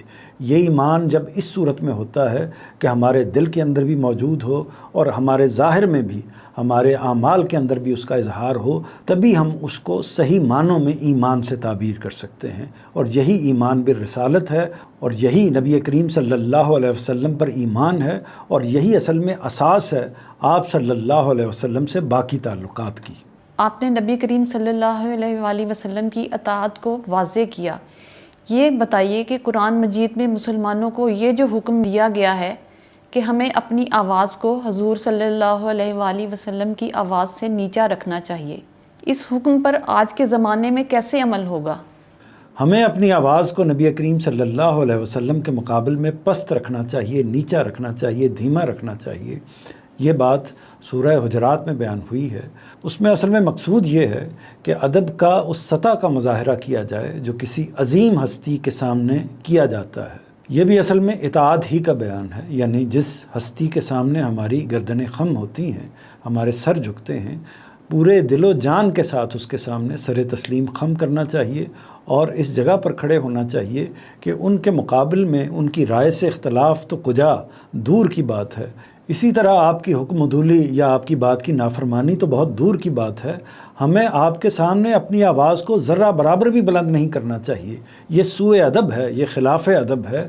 اس چیز کو اختیار کرنا اصل میں اس تعلق کو مجروح کرتا ہے جو ہمارا اپنے پیغمبر صلی اللہ علیہ وسلم کے ساتھ ہے، اور اس ایمان پر بھی اثر ڈالتا ہے جو نبی کریم صلی اللہ علیہ وسلم پر ہمارا قائم ہے۔ تو جہاں تک اس پہلو کا تعلق ہے کہ موجودہ زمانے میں جب کہ نبی کریم صلی اللہ علیہ وسلم بنفس نفیس انسانوں کے اندر موجود نہیں ہیں، تو اس موقع پر کیسے اس کا اہتمام کیا جائے کہ آپ کے سامنے ادب کا جو اظہار ہے، اپنی آوازوں کو، اپنے لہجوں کو پست رکھنے کا جو طریقہ ہے، اس کو کیسے اختیار کیا جائے۔ تو ظاہر ہے کہ اس کی وہ صورت تو نہیں ہو سکتی جو صحابہ کو میسر تھی۔ اس صورتحال میں ہم اصل میں نبی کریم صلی اللہ علیہ وسلم کے قائم مقام قرآن مجید کو سمجھیں گے، نبی صلی اللہ علیہ وسلم کے قائم مقام آپ کی سنت کو سمجھیں گے جو آپ کا عمل ہے، دین پر عمل کرنے کا طریقہ، اور اسی طرح آپ کی نسبت سے جو اقوال احادیث کی صورت میں ہمارے پاس پہنچ چکے ہوئے ہیں، ان میں جن کی نسبت آپ صلی اللہ علیہ وسلم سے متحقق ہو چکی ہے، ان کو آپ کا ہم قائم مقام سمجھیں گے۔ تو گویا کہ ان چیزوں کی حیثیت آپ کی قائم مقامی کی ہے، اور انہی کو ہمیں سامنے رکھتے ہوئے ان کی تعمیل کرنی چاہیے، ان کے آگے سر تسلیم خم کرنا چاہیے، ان کے اندر لکھی ہوئی یا ان کے اندر بیان کی گئی یا ان کے اعمال کے اندر جو موجود بات ہے، اس کو نبی کریم صلی اللہ علیہ وسلم کی ظاہر ہے کہ سند حاصل ہے۔ جب آپ کی سند حاصل ہے تو اس کا مطلب یہ ہے کہ ہم اس کی جب تعمیل کرتے ہیں، اس پر عمل کرتے ہیں، یا اس کے مقابل اپنے آپ کو کھڑا نہیں کرتے، یا اس کے مقابل میں کسی رائے کا اختلاف نہیں کرتے، کرتے یا اس کے مقابل میں اپنا سر اونچا نہیں کرتے یا اس کے مقابل میں اپنی آواز کو بلند نہیں کرتے، تو اس کا مطلب یہ ہے کہ ہم اسی رویے کا اظہار کر رہے ہیں جس رویے کا تقاضا سورہ حجرات میں کیا گیا ہے۔ حدیث میں آتا ہے کہ حضور پاک صلی اللہ علیہ وآلہ وسلم نے فرمایا کہ کوئی شخص اس وقت تک مومن نہیں ہو سکتا جب تک کہ میں اسے اس کے والدین، اس کی اولاد اور سب لوگوں سے زیادہ عزیز نہ ہو جاؤں۔ اس بات کا کیا مطلب ہے؟ اس کا مطلب یہ ہے کہ کسی مسلمان کا، کسی صاحب ایمان کا ایمان اس وقت تک مکمل ہی نہیں ہوتا جب تک وہ محبت آپ کے ساتھ قائم نہ ہو جائے، کہ جو اصل میں ایمان کی اساس ہے۔ محبت اصل میں بنیادی جذبہ ہے۔ ہم اپنے رب کے ساتھ، اپنے پروردگار کے ساتھ محبت کرتے ہیں، ہم اپنے خاندان کے ساتھ محبت کرتے ہیں، بیوی بچوں کے ساتھ محبت کرتے ہیں، اپنے والدین کے ساتھ محبت کرتے ہیں، دوست احباب کے ساتھ محبت کرتے ہیں۔ تو یہ محبت ہے جو ہمارے تعلقات کی، ہمارے ریلیشنز کی اساس بنتی ہے۔ ایمان کی اساس بھی یہی محبت ہے۔ یہ محبت اگر نہیں ہوگی تو ایمان کو وہ بنیاد ہی فراہم نہیں ہوتی جس پر وہ برگ و بار لا سکتا ہے، جس پر وہ کھڑا ہو سکتا ہے، تناور ہو سکتا ہے۔ تو اس لیے محبت بنیادی چیز ہے، اور محبت نام ہے ایثار و قربانی کا۔ یعنی جب ہم اپنے اعزاء سے، اپنے رشتہ داروں سے، اپنے والدین سے، اپنے پروردگار سے محبت کرتے ہیں تو اس کا مطلب کیا ہوتا ہے؟ اس کا مطلب یہ ہوتا ہے کہ ہم اپنی جان دینے کے لیے تیار ہیں، اپنا مال دینے کے لیے تیار ہیں۔ جو ہماری جان سے، ہماری ذات سے متعلق ہمارے اثاثے ہیں، وہ ان پر نثار کرنے کے لیے، ان پر قربان کرنے کے لیے ہم ہر وقت تیار رہتے ہیں۔ تو نبی کریم صلی اللہ علیہ وسلم کے ساتھ ہمارے ایمان کا بنیادی تقاضا ہے کہ وہ ایمان آپ کے ساتھ محبت پر قائم ہونا چاہیے، آپ کے ساتھ ایثار پر قائم ہونا چاہیے، آپ کے ساتھ قربانی کے تعلق پر قائم ہونا چاہیے۔ یہی وجہ ہے کہ صحابہ کرام ہمیشہ یہ کہا کرتے تھے، یعنی نبی کریم صلی اللہ علیہ وسلم جب آپ کو پکارتے یا صحابہ آپ سے مخاطب ہوتے تو کہتے کہ فدا کا ابی و امی یا رسول اللہ، اے اللہ کے رسول آپ پر ہمارے ماں باپ قربان ہوں۔ تو یہ اسلوب وہ اختیار کرتے تھے۔ تو اس کا مطلب یہ ہے کہ یہ محض اسلوب نہیں بلکہ دل کے اندر اس جگہ سے انسان کو کھڑے ہونا چاہیے کہ مجھے اپنے ماں باپ کو قربان کرنا پڑے آپ کی ذات اقدس پر تو میں اس قربانی کو دینے کے لیے تیار ہوں۔ مجھے اپنی جان کو قربان کرنا پڑے، میں اپنی جان قربان کرنے کے لیے تیار ہوں۔ اسی طرح میں اپنے بچوں کی قربانی دینے کے لیے تیار ہوں، میں اپنے مال متاع کی قربانی کے لیے آپ کی ذات اقدس کے لیے تیار ہوں۔ یعنی آپ کی ذات اقدس ان تمام رشتوں سے، ان تمام معاملات سے اور زندگی کے تمام امور سے جن سے میری وابستگی ہے، بالا تر ہے، بلند ہے، عزیز ہے، اور وہ عزیز ہونا ہی میرے لیے محمود ہے، اور وہ عزیز ہونا ہی مجھے محبوب ہے، اور اسی پر اصل میں میرے ایمان کی اساس قائم ہے۔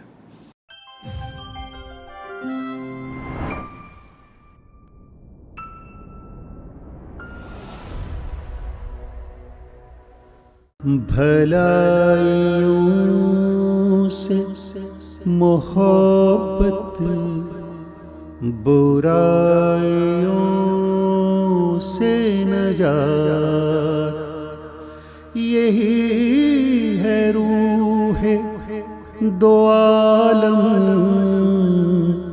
یہی ہے راز حیات۔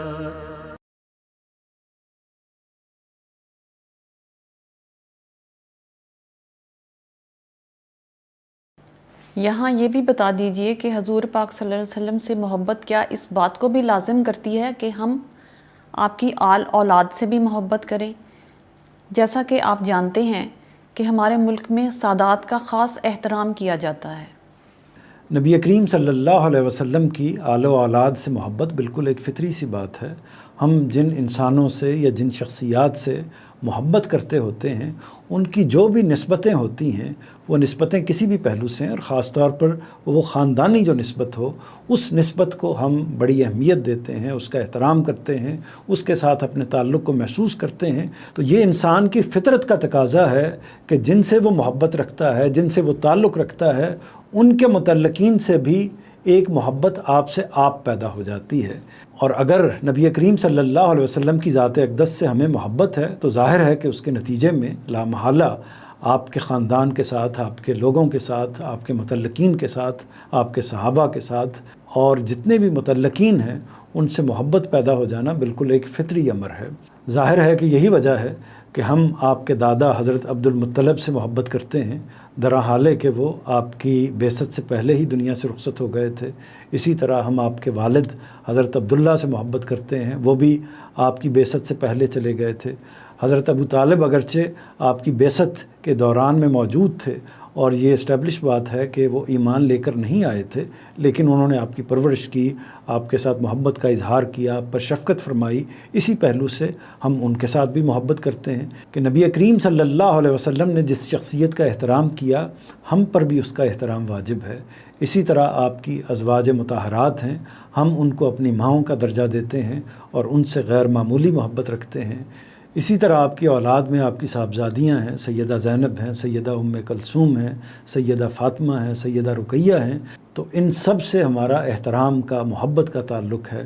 اسی طرح آپ کے داماد ہیں سیدنا عثمان رضی اللہ عنہ، سیدنا علی رضی اللہ عنہ، تو ان کے ساتھ بھی ہماری محبت اسی طریقے سے قائم ہے۔ پھر آپ کے نواسے ہیں جن کے ساتھ آپ نے براہ راست بہت محبت کا، پیار کا اظہار کیا، سیدنا حسن رضی اللہ عنہ اور اسی طرح سیدنا حسین رضی اللہ عنہ، تو یہ بڑی برگزیدہ شخصیات ہیں، بڑی عظیم شخصیات ہیں۔ ان کے ساتھ محبت قائم ہو جانا اور ان کا نبی کریم صلی اللہ علیہ وسلم کے ساتھ نسبت ہو جانا ان کے لیے باعث اعزاز ہے اور ہمارے لیے باعث محبت ہے۔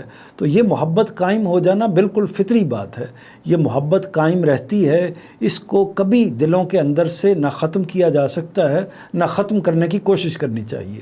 اب جہاں تک موجودہ زمانے کے سادات کا تعلق ہے تو ظاہر ہے کہ بہت زیادہ ایک زمانہ گزر گیا، 1400 سال ایک طرح سے گزر گئے، اور اس میں خاندان میں بھی بڑی وسعت آئی ہے، اور پھر ظاہر ہے کہ جب اتنی زیادہ وسعت آ جائے تو پھر محبت کے اندر، تعلق کے اندر وہ قوت، وہ اثر اس طریقے سے قائم نہیں رہتا، وسعت پیدا ہو جاتی ہے۔ جب وسعت پیدا ہو جاتی ہے تو پھر یہ خواہش کرنا کہ جس طرح میں کسی سید خاندان کے شخص کے ساتھ اس خیال سے کہ اس کا نبی کریم صلی اللہ علیہ وسلم سے کوئی خاندانی تعلق ہے، اس بنیاد پر محبت کرتا ہوں، تو دوسرے کو بھی ایسا ہی کرنا چاہیے۔ یہ کوئی ایسی ضروری بات نہیں ہے، کیونکہ دور حاضر میں جس طریقے سے یہ معاملات آگے بڑھتے ہیں تو بعض گھرانوں کے اندر وہ نسبت پر سوالات پیدا ہو جاتے ہیں، یہ خیال پیدا ہو جاتا ہے کہ یہ نسبت متحقق بھی ہے یا نہیں ہے، کیسے وہ سلسلہ چلا، کیسے نہیں چلا۔ لوگ اس کا اہتمام کرنے کی کوشش بھی کرتے ہیں، لیکن چونکہ اس کا ایمان سے کوئی تعلق نہیں ہے اور کسی برگزیدگی سے کوئی تعلق نہیں ہے، خواہ نبی کریم صلی اللہ علیہ وسلم کے وہ رشتہ دار، وہ اعزاء اور وہ لوگ ہیں جو ان کے قریب کھڑے ہوئے تھے اس زمانے میں، جن کا ابھی میں نے ذکر کیا، تو وہ آپ صلی اللہ علیہ وسلم کی کسی صلبی یا کسی ذاتی نسبت سے آپ کے ساتھ ان کا تعلق اس جگہ پر ان کو قائم نہیں کرتا کہ ان کو کوئی خاص فضیلت حاصل ہو گئی ہے۔ فضیلت تو ظاہر ہے تقویٰ کی بنیاد پر ہوگی، ایمان کی بنیاد پر ہوگی، تو اس کا تعلق ہماری محبت سے ہے، فضیلت کا تعلق اس سے نہیں ہے۔ اور اسی طرح حالیہ زمانے میں بھی اگر ہم کسی خاندان کو نبی کریم صلی اللہ علیہ وسلم سے منسوب سمجھتے ہیں اور اس کے ساتھ محبت رکھتے ہیں تو محبت ہی کی حد تک معاملہ ہونا چاہیے، کسی عقیدت کی جگہ پر یا کسی فضیلت کی جگہ پر یا کسی برگزیدگی کی جگہ پر ان کو فائز نہیں کرنا چاہیے۔ اچھا، اب آپ مختصر طور پر حضور پاک کی شفاعت کے بارے میں بتائیے۔ ہم میں سے ہر شخص آپ کی شفاعت کا طلبگار ہے اور چاہتا ہے کہ قیامت کے دن حضور پاک اس کی سفارش کریں اور وہ دوزخ میں جانے سے بچ جائے۔ شفاعت کے معنی ہے کہ معافی کے لیے سفارش کرنا۔ اس کو ایسے سمجھ لیجئے کہ مثال کے طور پر گھر کے اندر بچے سے اگر کوئی غلطی ہوتی ہے اور معاملہ والد صاحب کے پاس جاتا ہے اور بچہ یہ چاہتا ہے کہ اس معاملے میں درگزر کیا جائے، تو پھر ماں اس کی سفارش کرتی ہے اور والد صاحب سے یہ کہتی ہے کہ درگزر کیجئے، اس کو معاف کر دیجئے۔ تو والد اگر معاملے کی نوعیت یہ ہے تو اپنا کرم کرتے ہوئے، مہربانی کرتے ہوئے اس کو معاف کر دیتے ہیں۔ اسی طرح ایک اور مثال لے لیجئے، مثلا اسکول کے اندر کسی بچے سے کوئی غلطی ہوتی ہے، طالب علم سے کوئی غلطی ہوتی ہے، تو استاد یعنی اس کا جو ٹیچر ہے وہ اس کو تنبیہ کرتا ہے، اور اس کے بعد جب وہ یہ محسوس کرتا ہے کہ اس بچے کو معافی ملنی چاہیے تو وہ اس بچے کو لے کر پرنسپل کے پاس مثال کے طور پر چلا جاتا ہے اور پرنسپل کے سامنے اس بات کی سفارش کرتا ہے کہ میں نے بچے کو سمجھا دیا ہے، آپ اس کو معاف کیجئے، درگزر کر دیجئے۔ تو یہ شفاعت کا معنی و مفہوم ہے، یعنی معافی کے لیے کسی کی سفارش کرنا۔ اب جہاں تک رسالت مآب صلی اللہ علیہ وسلم کی شفاعت کا تعلق ہے تو اپنی حقیقت میں، اپنی روح میں وہ اسی نوعیت کی شفاعت ہے کہ آپ انسانوں کی خطاؤں کے حوالے سے، ان کے گناہوں کے حوالے سے، ان کی طرف سے ہونے والی کمیوں کوتاہیوں کے حوالے سے پروردگار کے حضور اس امر میں سفارش کریں گے کہ پروردگار ان کے گناہوں سے درگزر فرمائیے اور انہیں معاف کر دیجئے۔ یعنی یہ ایک درخواست ہوگی جو نبی کریم صلی اللہ علیہ وسلم انسانوں کے لیے یا مسلمانوں کے لیے یا جن کے بارے میں وہ یہ سمجھتے ہوں گے پروردگار کے حضور میں اپنی درخواست، اپنی التماس پیش کریں گے۔ تو ہم یہ کہہ سکتے ہیں کہ نبی کریم صلی اللہ علیہ وسلم کی شفاعت اصل میں 3 اجزاء پر مشتمل ہے۔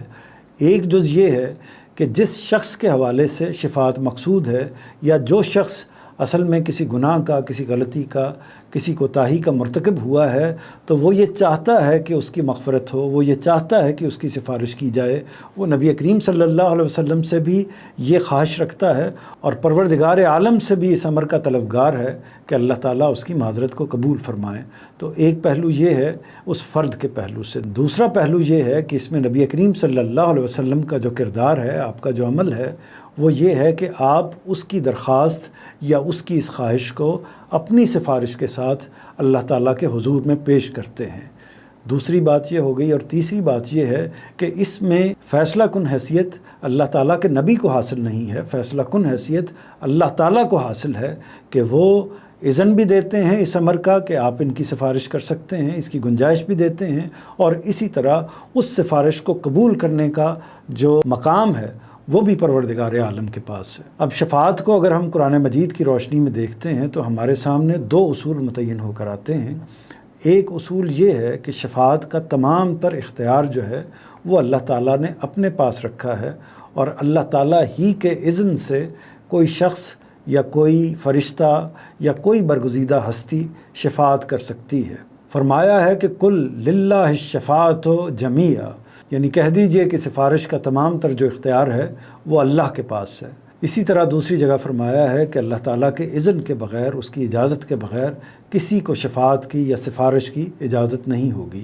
تو پہلا اصول یہ ہے کہ سفارش کا معاملہ، شفاعت کا معاملہ تمام تر اللہ تعالیٰ کے اختیار میں ہے، اور اللہ ہی کی اجازت سے، اللہ ہی کے اذن سے، اللہ ہی کے حکم پر کوئی شخص، کوئی فرشتہ، کوئی نبی، کوئی پیغمبر، کوئی رسول جو ہے وہ کھڑا ہوگا اللہ کے سامنے اور پھر اس کی درخواست کرے گا کہ فلاں شخص کی یا فلاں اشخاص کی یا فلاں گروہ کی یا فلاں امت کی سفارش قبول کی جائے اور اس کے حق میں بخشش فرمائی جائے۔ اور دوسری بات جو اسی کے نتیجے میں واضح ہوتی ہے وہ یہ ہے کہ پروردگار جب اجازت دیں گے تو ظاہر ہے کہ انہی انسانوں کے بارے میں اجازت دیں گے جن کے بارے میں اللہ تعالیٰ کا یہ فیصلہ ہوگا کہ ان کے بارے میں انہوں نے مغفرت کا فیصلہ کر لیا ہے، بخشش کا فیصلہ کر لیا ہے، ان کے گناہوں کو معاف کرنے کا فیصلہ کر لیا ہے۔ تو گویا فیصلہ ایک طرح سے پہلے سے طے ہوگا پروردگار کے ہاں، نبی کریم کے اکرام کے لیے یا فرشتوں کے اکرام کے لیے یا بعض دیگر صالحین کے اکرام کے لیے ان سے کہا جائے گا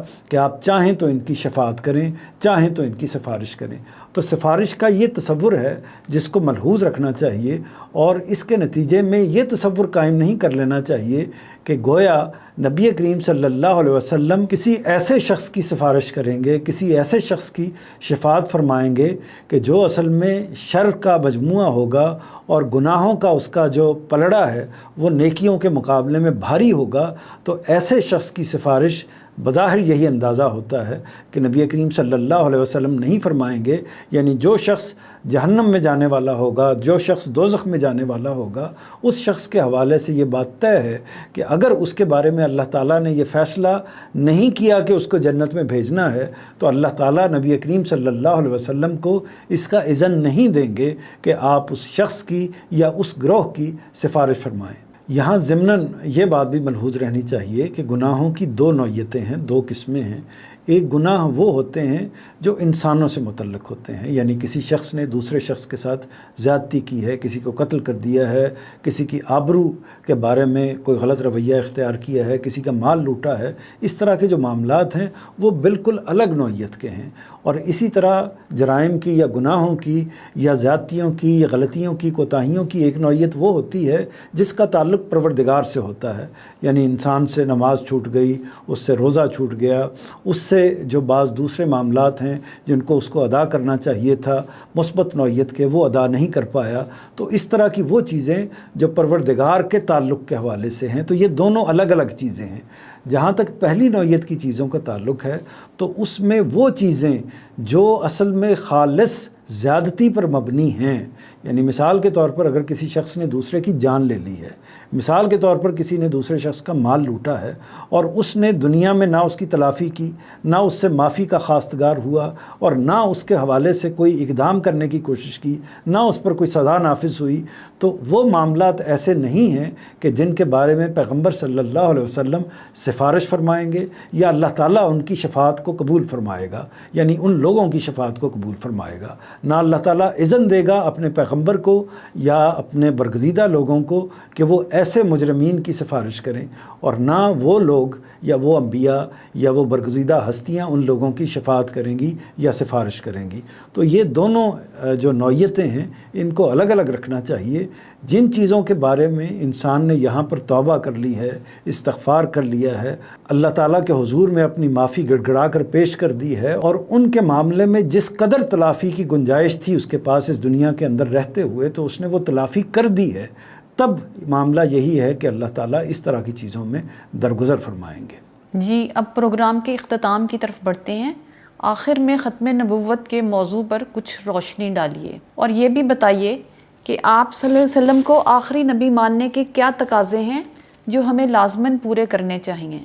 ختم نبوت پر ایمان لانے کا مطلب یہ ہے، یا رسالت مآب صلی اللہ علیہ وسلم کو خاتم النبیین تسلیم کرنے کا مطلب یہ ہے کہ کچھ حقائق کو تسلیم کیا جائے، کچھ باتوں کا اعتراف کیا جائے، کچھ چیزوں کا ادراک کیا جائے. وہ چیزیں کیا ہیں؟ وہ ایک ترتیب کے ساتھ چند نمایاں چیزیں جو ہیں وہ میں آپ کے سامنے رکھ دیتا ہوں. ان میں سے پہلی چیز یہ ہے کہ یہ تسلیم کیا جائے، یہ مانا جائے کہ اللہ تعالیٰ کی ہدایت کا منبع و ماخذ اس دنیا میں اب نبی کریم صلی اللہ علیہ وسلم کے علاوہ کوئی اور نہیں ہو سکتا. آپ دین کا، اللہ کی ہدایت کا واحد تنہا ماخذ ہیں، اور آپ ہی سے دین کو وصول کیا جائے گا. آپ کے علاوہ کسی اور جگہ سے دین کی سند حاصل نہیں کی جا سکتی یا دین کو وصول نہیں کیا جا سکتا. دوسری بات، اس بات پر یقین رکھنا ہے، اس بات کو تسلیم کرنا ہے کہ اللہ تعالیٰ کی ہدایت مکمل ہو چکی ہے. اللہ کا آخری نبی آ گیا ہے، اللہ کی آخری کتاب آ گئی ہے، اور اللہ تعالیٰ کی طرف سے ہدایت کا تمام اہتمام جو ہے وہ مکمل ہو چکا ہے. اب اس کے بعد اس نوعیت کی ہدایت کی کوئی ضرورت انسانیت کو باقی نہیں رہی ہے. اور تیسری اور بڑی اہم بات یہ ہے کہ اس چیز کو مانا جائے کہ نبوت بھی ختم ہوئی ہے اور اس کے ساتھ ساتھ نبوت کے کمالات بھی ختم ہو گئے ہیں. یعنی وہ اوصاف جو نبوت کے ساتھ خاص ہیں، یعنی وحی آئے گی، فرشتہ آئے گا، کشف ہوگا، الہام ہوگا، یہ ساری جو چیزیں ہوں گی یہ نبوت کے ساتھ خاص ہیں. اب اس کا دروازہ بند ہو چکا ہے. نہ اب کوئی وحی آئے گی، نہ کوئی الہام ہوگا، نہ آسمان سے رابطہ ہوگا، نہ کوئی فرشتہ آئے گا. یہ سارے معاملات اب ہمیشہ ہمیشہ کے لیے اللہ تعالیٰ نے ختم کر دیے ہیں. تو نبوت بھی ختم ہوئی ہے اور نبوت کے اوصاف و کمالات بھی ساتھ ہی ختم ہو گئے ہیں. چوتھی بات یہ ہے کہ دین کے معاملے میں واجب الاطاعت جو ہستی ہے وہ رسول اللہ صلی اللہ علیہ وسلم ہی کی ہے. آپ کے علاوہ اس پہلو سے، یعنی دین کے پہلو سے، کسی اور کی اطاعت نہیں کی جائے گی. آپ ہی کے سامنے سر تسلیم خم کیا جائے گا، آپ ہی کی بات کو دین سمجھا جائے گا. آپ دین کے پہلو سے جس چیز سے روکیں گے اس سے روکا جائے گا، اور جس چیز کی اجازت دیں گے اس کی اجازت کو تسلیم کیا جائے گا، اور اسی طرح جس چیز کو آپ کرنے کا کہیں گے اس پر عمل درآمد کیا جائے گا. کسی پیر کو، کسی مرشد کو، کسی صوفی کو، کسی ملا کو، کسی عالم کو یہ حیثیت حاصل نہیں ہے کہ ہم باقی انسان امت ان کے سامنے ایک طرح سے اس حیثیت سے سر تسلیم خم کرے کہ ان کی بات کو اس طرح تسلیم کرے جس طرح کہ اللہ کے پیغمبر کی بات کو تسلیم کیا جاتا ہے. پانچویں بات یہ ہے کہ اس بات کو تسلیم کیا جائے کہ اگر کسی شخص نے نبی کریم صلی اللہ علیہ وسلم کے بعد نبوت کا دعویٰ کیا ہے، آج کیا ہے یا ماضی میں کیا ہے یا آئندہ کرے گا، تو اس کے اس دعوے کی کوئی حیثیت نہیں ہے، کوئی حقیقت نہیں ہے.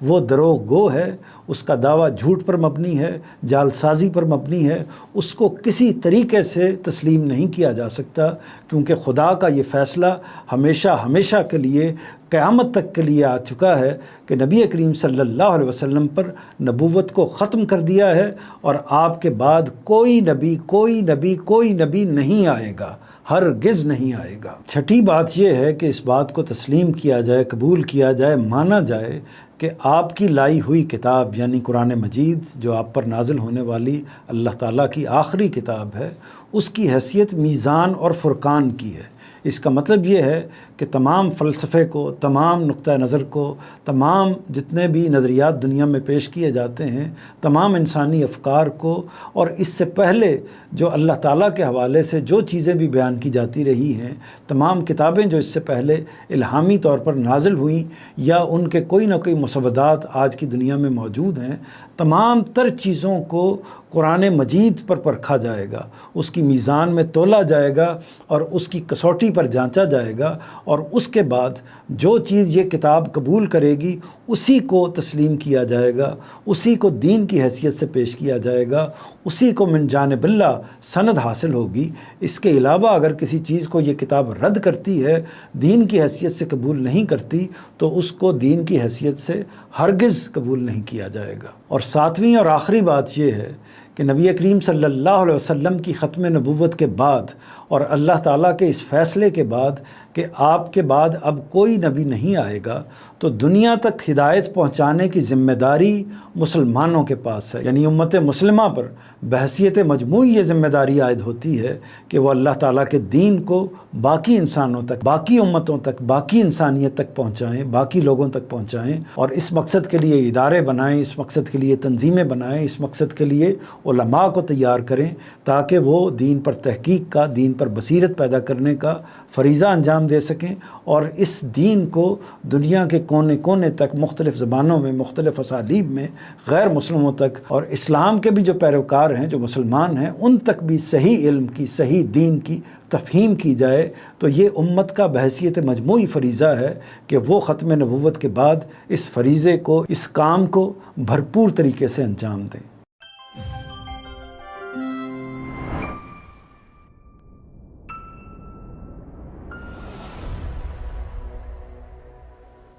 بھلائیوں سے محبت، برائیوں سے نجات، یہی ہے روح دو عالم،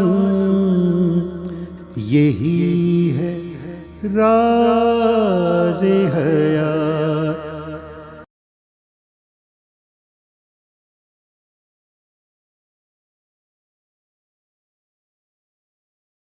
بسم اللہ الرحمن الرحیم۔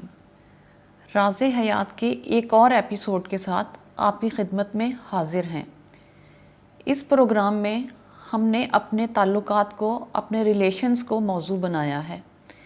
اب تک ہم اللہ تعالیٰ سے اپنے تعلق، نبیوں سے اپنے تعلق اور رسول اللہ صلی اللہ علیہ وآلہ وسلم کے ساتھ اپنے تعلق پر بات کر چکے ہیں۔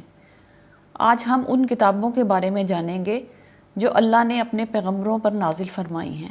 منظور الحسن صاحب ہمارے ساتھ موجود ہیں۔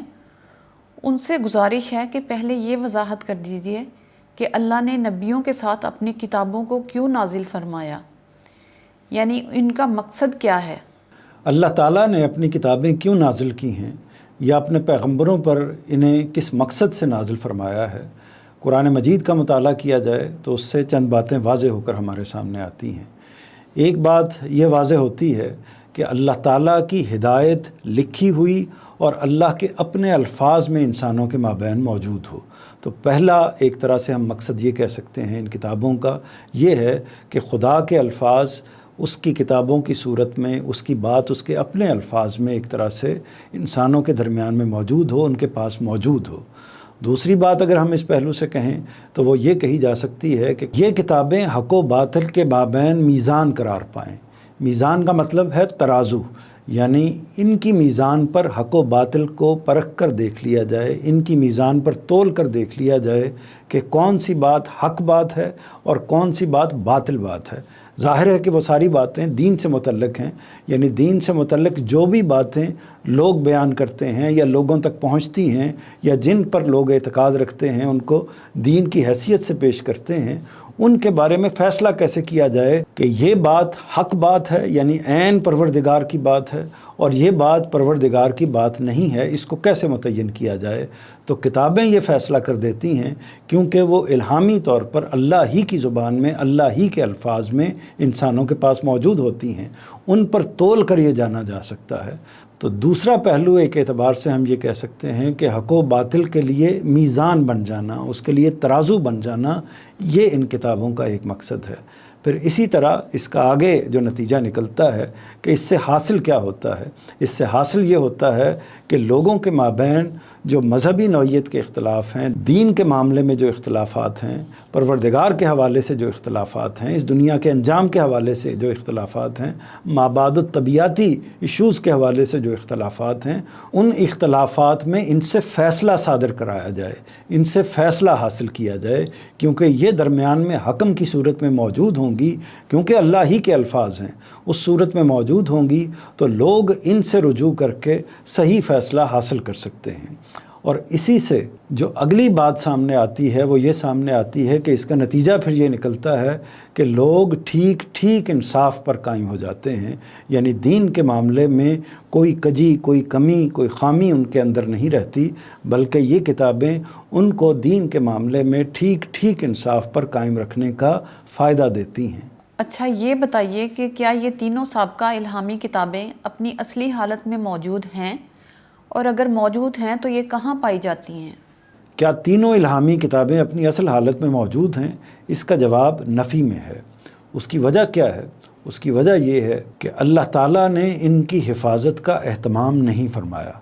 اللہ تعالیٰ نے اگر ان کی حفاظت کا اہتمام کیا ہوتا تو یہ اسی طرح محفوظ ہوتی جس طرح اس وقت قرآن مجید محفوظ ہے۔ پہلی بات یہ ملحوظ رکھیے کہ یہ اپنی اصل حالت میں، یعنی اس حالت میں یا ان الفاظ میں جن میں اللہ تعالیٰ نے ان کو نازل فرمایا تھا، جس ترتیب سے اللہ تعالیٰ نے ان کو نازل فرمایا تھا، عین بعین اس ترتیب سے، عین بعین ان الفاظ کے ساتھ، عین بعین اس زبان کے اندر یہ کتابیں دستیاب نہیں ہیں۔ وجہ کیا ہے؟ وجہ یہ ہے کہ اللہ تعالیٰ نے ان کی حفاظت کا اس طرح اہتمام نہیں فرمایا جس طرح کہ قرآن مجید کی حفاظت کا اہتمام کیا ہے۔ دوسرا واقعہ یہ ہوا ہے کہ ان کی زبانیں متروک ہو چکی ہیں، یعنی دنیا سے ناپید ہو چکی ہیں، ختم ہو چکی ہیں۔ عبرانی زبان جس میں تورات نازل ہوئی ہے، زبور نازل ہوئی ہے، وہ اس وقت دنیا میں موجود نہیں ہے، کہیں بولی نہیں جاتی۔ اسی طرح آرامی زبان جو انجیل کی زبان تھی وہ بھی دنیا سے متروک ہو چکی ہے، ختم ہو چکی ہے، کہیں بولی نہیں جاتی۔ تو یہ دونوں زبانیں جن میں یہ تین کتابیں نازل ہوئی ہیں دنیا میں موجود نہیں ہیں۔ اب پھر یہ سوال پیدا ہوتا ہے کہ یہ کتابیں کن صورتوں میں موجود ہیں؟ تو یہ کتابیں تراجم کی صورت میں موجود ہیں اور روایت بالمعنی کی صورت میں موجود ہیں۔ روایت بالمعنی کا مطلب یہ ہوتا ہے کہ انسان کسی کلام کو سنتے ہیں، اس کو یاد کرنے کی کوشش کرتے ہیں اور اس کو بیشتر طور پر اپنے الفاظ میں بیان کرتے ہیں۔ یعنی بعض اوقات ان کا کچھ حصہ ایسا ہوتا ہے کہ جو لفظاً یاد رہ جاتا ہے، اور کچھ حصہ ایسا ہوتا ہے کہ جو اس طریقے سے یاد نہیں ہوتا بلکہ مفہوماً منتقل ہو جاتا ہے۔ ہاں جو حدیث کی روایت ہے، یعنی نبی کریم صلی اللہ علیہ وسلم کی روایتیں، احادیث جو آگے نقل ہوئی ہیں وہ اسی طریقے سے نقل ہوئی ہیں۔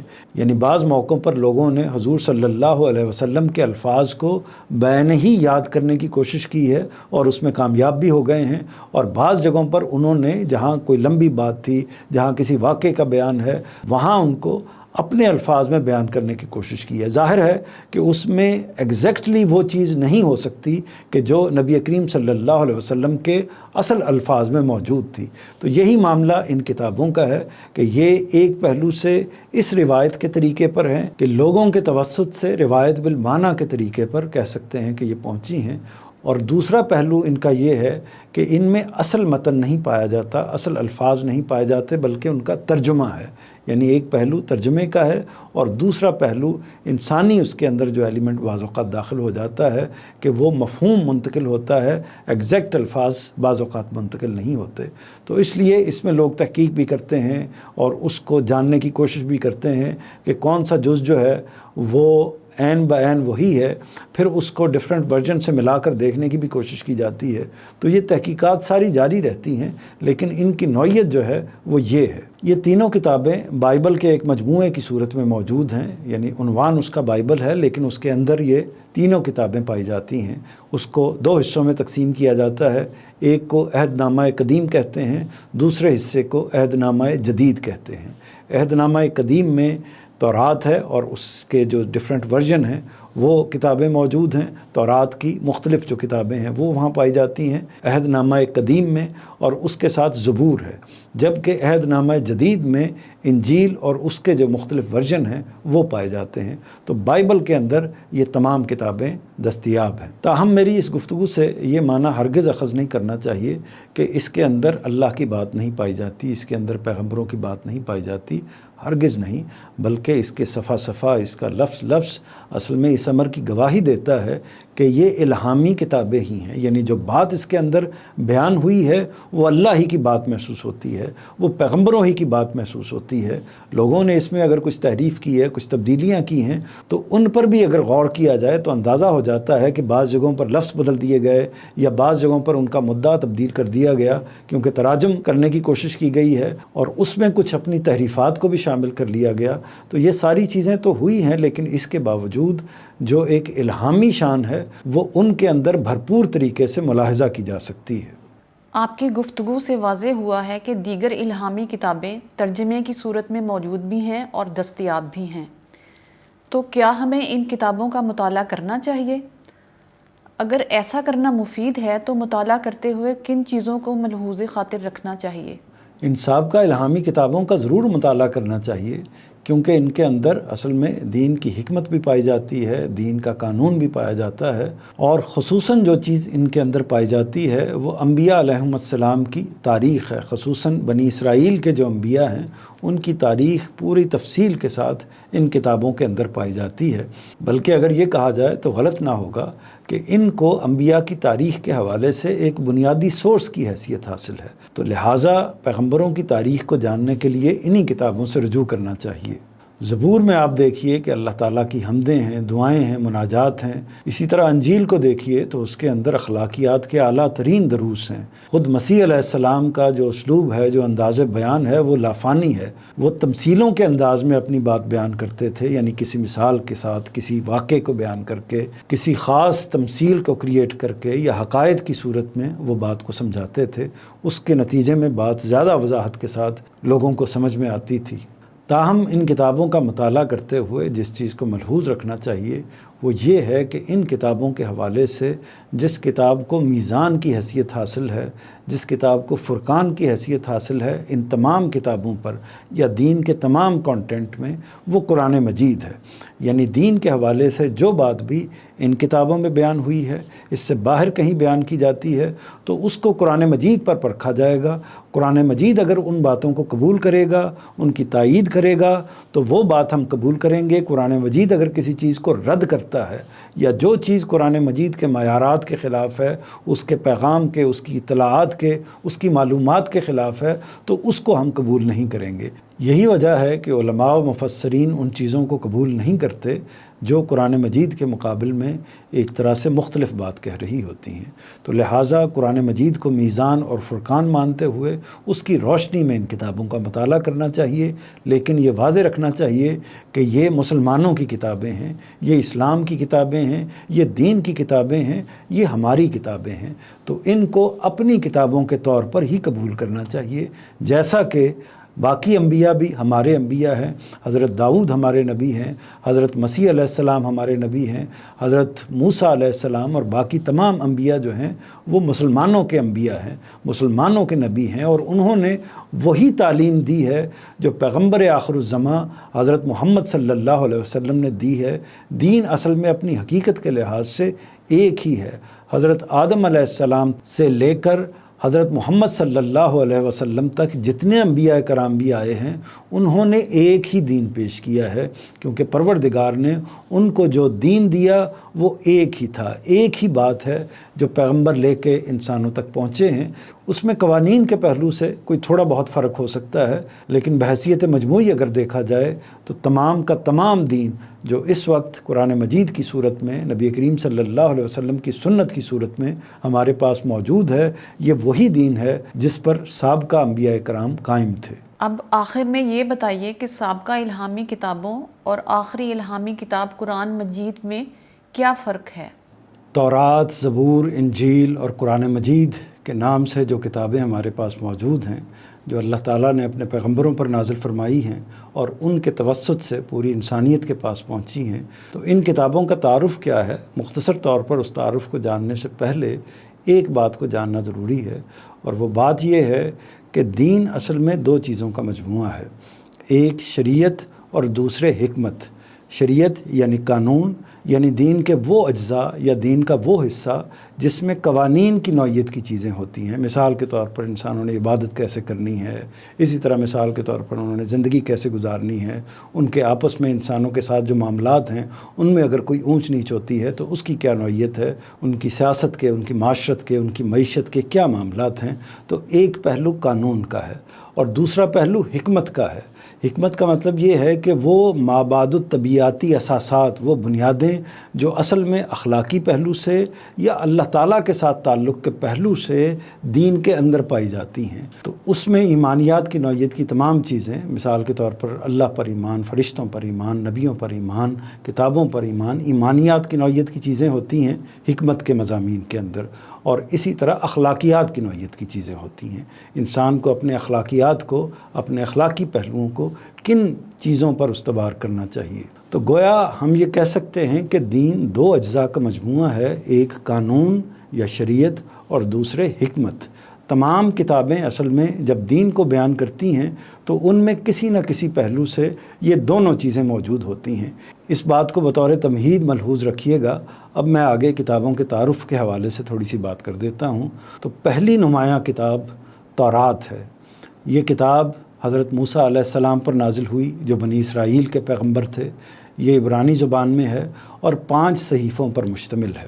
یہ 5 صحیفے پیدائش، خروج، احبار، گنتی اور تثنیہ ہیں۔ اس میں سے تثنیہ جو ہے، جس کو کتاب استثناء بھی کہتے ہیں، وہ اصل میں کہا جا سکتا ہے کہ جو پہلی 4 کتابیں ہیں ان کی ایک توقیفی ترتیب ہے، یعنی اسی طرح جیسے قرآن مجید پہلے ایک نزولی ترتیب کے اعتبار سے نازل ہوا اور اس کے بعد اس کو باقاعدہ ایک کتاب کی صورت میں مرتب کر دیا گیا، تو استثناء اصل میں باقی 4 کتابوں کا یہی ورژن ہے جو نزولی کے بجائے اپنی توقیفی یا مرتب شدہ صورت میں ہمارے سامنے موجود ہے۔